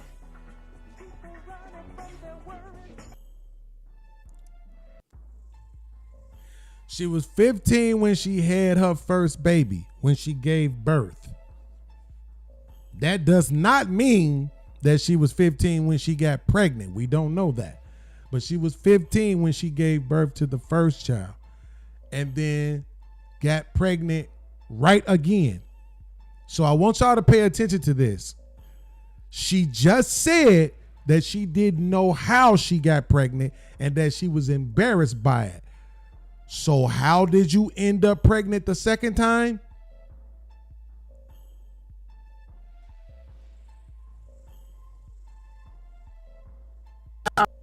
Honestly, I was really embarrassed because I wasn't sure how I gotten pregnant, and I was only 15. I was literally still playing with the dolls. Whenever my mom found out I was pregnant, she was not supportive at first. She was very upset with me, but over time, she became my biggest support system ever, along with my sisters. I was 16 when I got pregnant again with my second child, Allie. And what was your life like back then with 2 kids? Life was really different because I felt like I wasn't really being a mom. Did you have a good breakfast? If you don't eat that, come back to this table. I'll stay in here with you. I met Tomas about 3 years ago at a grocery store we were both working at. So he's not the father of your first kids. Wow. Damn, I wonder if we get any of the backstory on that. I bet you we don't. He was amazing with my 2 kids at the time. The first time they met him, it was just nothing but just good vibes and happiness. And he just immediately took them in as his own. I found out I was pregnant with our first child about 2 months after we started dating. Honestly, I thought I was gonna be upset, but we were both really happy. Okay, so let me do this math. So you had the first one at 15. You was pregnant again at 16, but we don't know if you gave birth at 16 or 17 yet. You said you met him 3 years ago. You got 6 kids, so that means you had 4 more kids in the last 3 years. We know one of them was a set of twins. So you had 3 more pregnancies in the last 3 years, and one of them was a set of twins. Now, if you're 23 now, then that means 3 years ago you were 20, right? May have been 19 when you first met him, but you were 20 when you had the baby for sure.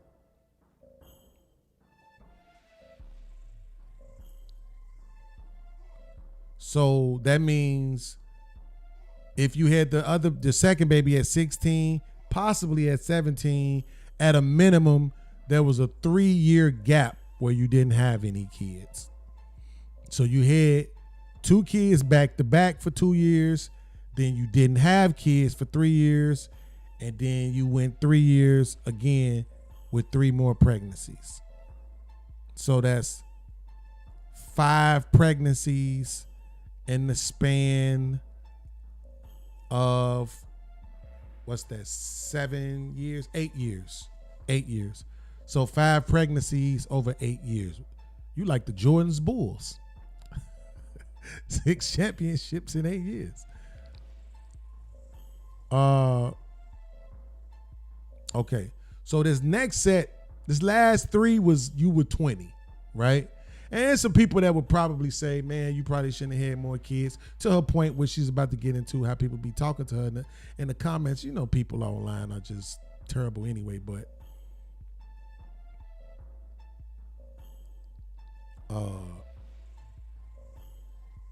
damn. Them first 2 though. Them first 2 back to back. I really want to deal with those. Me and Tomas, we have 4 kids together. We actually didn't want any more kids. They kind of just started rolling in back to back. Just being honest. They just, okay. All right. Okay. All right. Okay. That's yours, motherfucking punk ass friend. It's rude, it's humiliating, and debilitating. That is crazy to say, even at 23 years old. So, since the babies are sleeping, do y'all want to go outside for a little bit? Yeah. All right, go grab some toys, and you already got your shoes on, so go get your toys. Okay. So I do homeschool all of the kids, even my youngest one, because it's actually pretty easy. I really enjoy homeschooling, and I'm sure they do too. How big of a job is to get everybody organized to go outside and play? Stop, baby. Well, how big of a job? They're so excited to get out the door. It's like they don't pay attention to what they're doing, so they'll put the shoes on the wrong feet, put the pants inside out. It's crazy. Come on, let's go take a nap. Okay. Daddy's boy. Very much. So I'm currently brushing my hair because me and Tomas is gonna have some alone time later. It's been a while since we've been out by ourselves. So I started doing TikTok about 3 years ago, but over the last year, that's when I really started taking it serious. I got 6 kids. I don't got time to be sitting on my ass this morning. Let's get to making breakfast. Breakfast was per request, meaning each child told me what they wanted me to make. And I really like to share my experience with all 6 kids as a 23-year-old stay-at-home mom. Dear family, I'm going. Nah, y'all, I would never leave my baby. I'm just happy I didn't leave nothing cold out on the table because I would have been real. I like to make realistic content for other moms to let them know, like, you know, obviously nobody's perfect and it's okay to have your flaws. What kinds of response have you had to sharing your day-to-day life and backstory?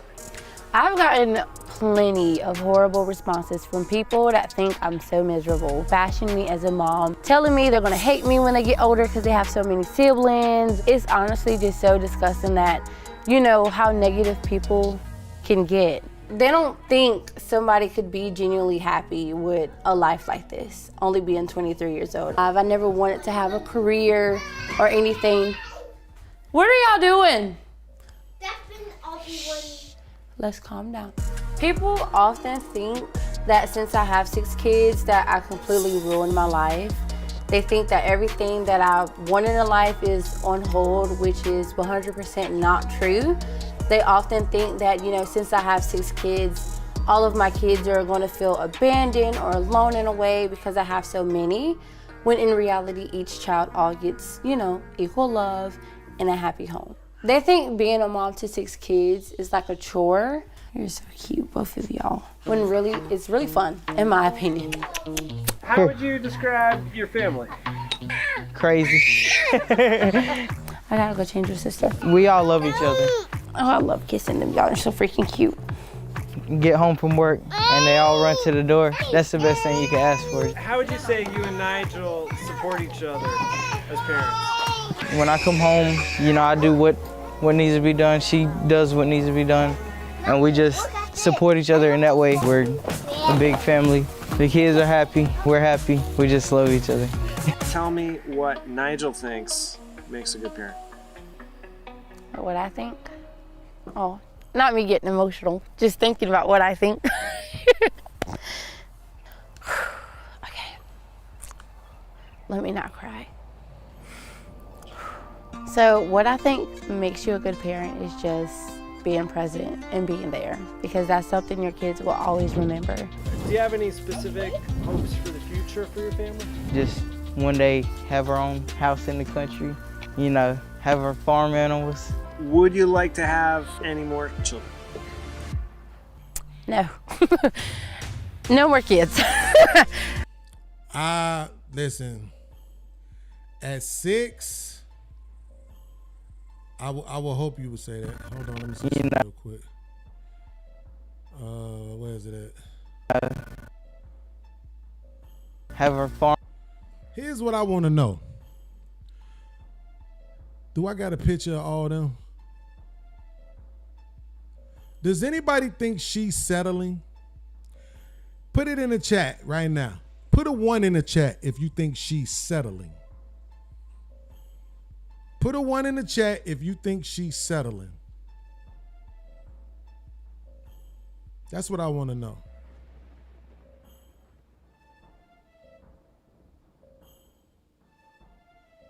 I want to blow this up so I could, like, is she settling? Could she do better than him?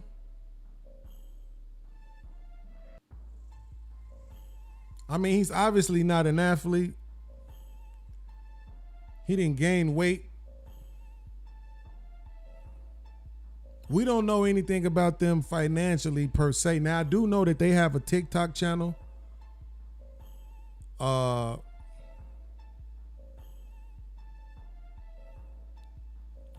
me fix this.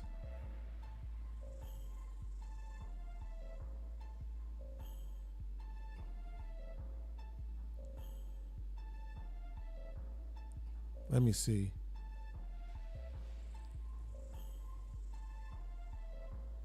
Shout out to my work wife, Crystal Clear, for coming through with the donation on the Cash App side of the game. Thank you so much for supporting.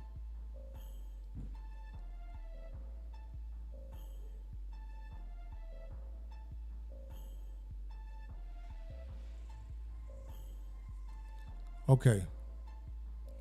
So their channel is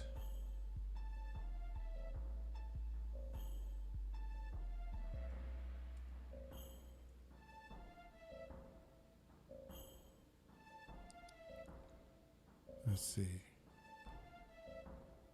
I had a baby at 15.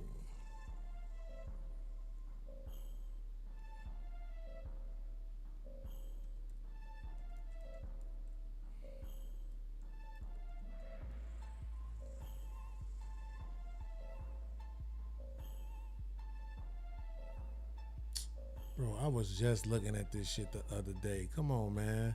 I just saw, matter of fact, that's how I find it. My bad. I want to do this because at the end of the day, I'm not trying to demonize her at all. Okay, it's the Acosta family. That's their name. The Acosta family. And just to show you, I'm dropping their TikTok channel in the chat. So that's their channel. On TikTok, they got 476.5 thousand followers on TikTok. So I don't know how TikTok pays, but if it's anything like YouTube, they get into the bag with this TikTok. You know? And her story being that she had her first kid at 15 and another kid at 16. You know what I'm saying? And then a couple years later, start having more kids, 3 more pregnancies in 3 years. You know what I'm saying? Like she say, people be attacking her in the comments and this and that, you know? But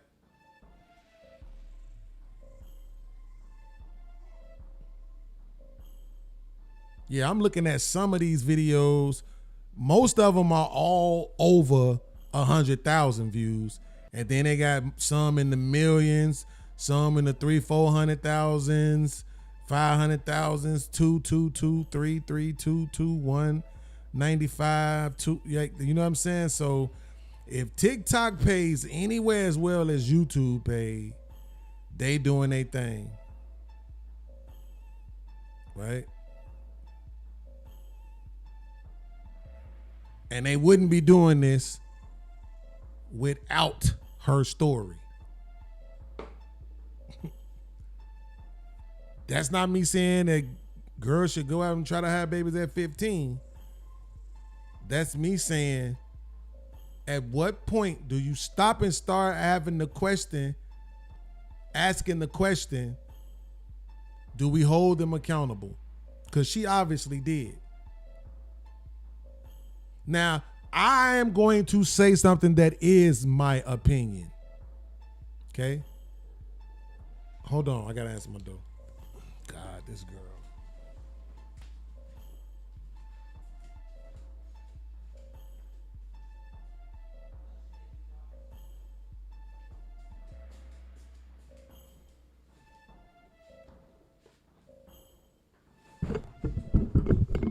Okay. I am going to say something that is my opinion. And that is that I think that she picked this dude because he was light-skinned. Right? He was light-skinned, he got bad hair. But at the same time, it is what it is. She found somebody that she could build with, and they built. And the 2 kids at 16 years old didn't stop it. She took accountability for her choices. So I don't know why y'all think that we can't have a conversation in that same way. Is alcohol in that bag? Oh. I don't know why y'all think we can't have a conversation the same way. We definitely should be able to. And you not being none of these names these people want to call you for doing it. It just goes to show you. Okay? They can be held accountable for their choices. We don't always have to try to find somebody else to blame. Okay? Now I got another nigga DMing me talking about he think he blocked in my chat. Bro, listen, man. Come on, man. Don't make me take all the wrenches away. Don't make me take all the wrenches away. I don't know who doing this, but it is not within your purview to block people in my chat because you don't like them. So I guess I'm just going to have to purge the chat then and take all the wrenches away because it won't show me who doing what afterwards. And I don't pay enough attention to see what's happening live. Dark Lake is my man. There's no way that nigga should be blocked in my fucking chat. No way.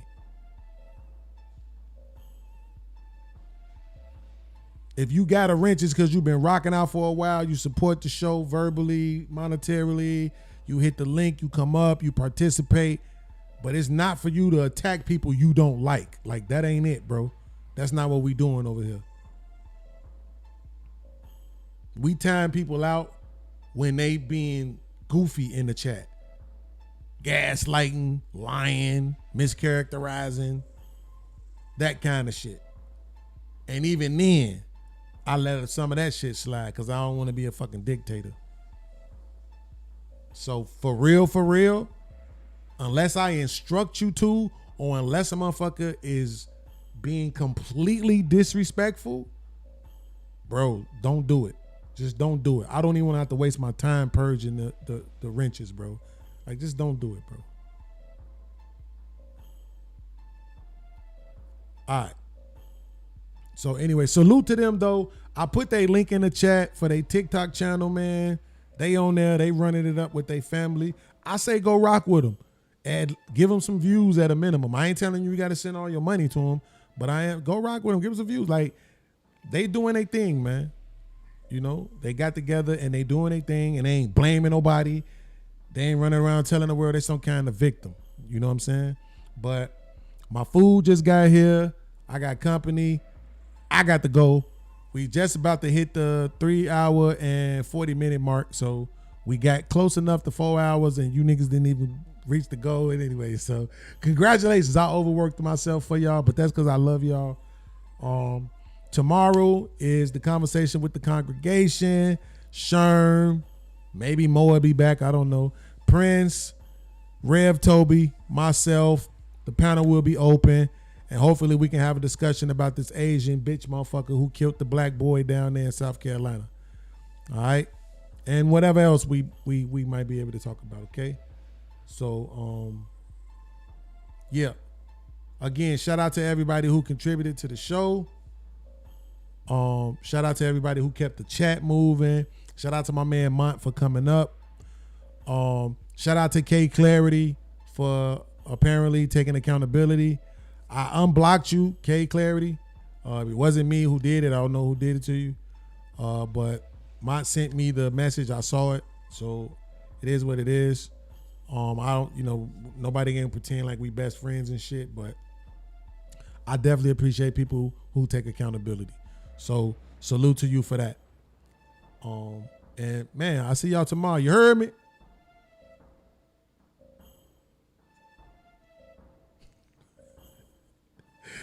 Okay, Jersey.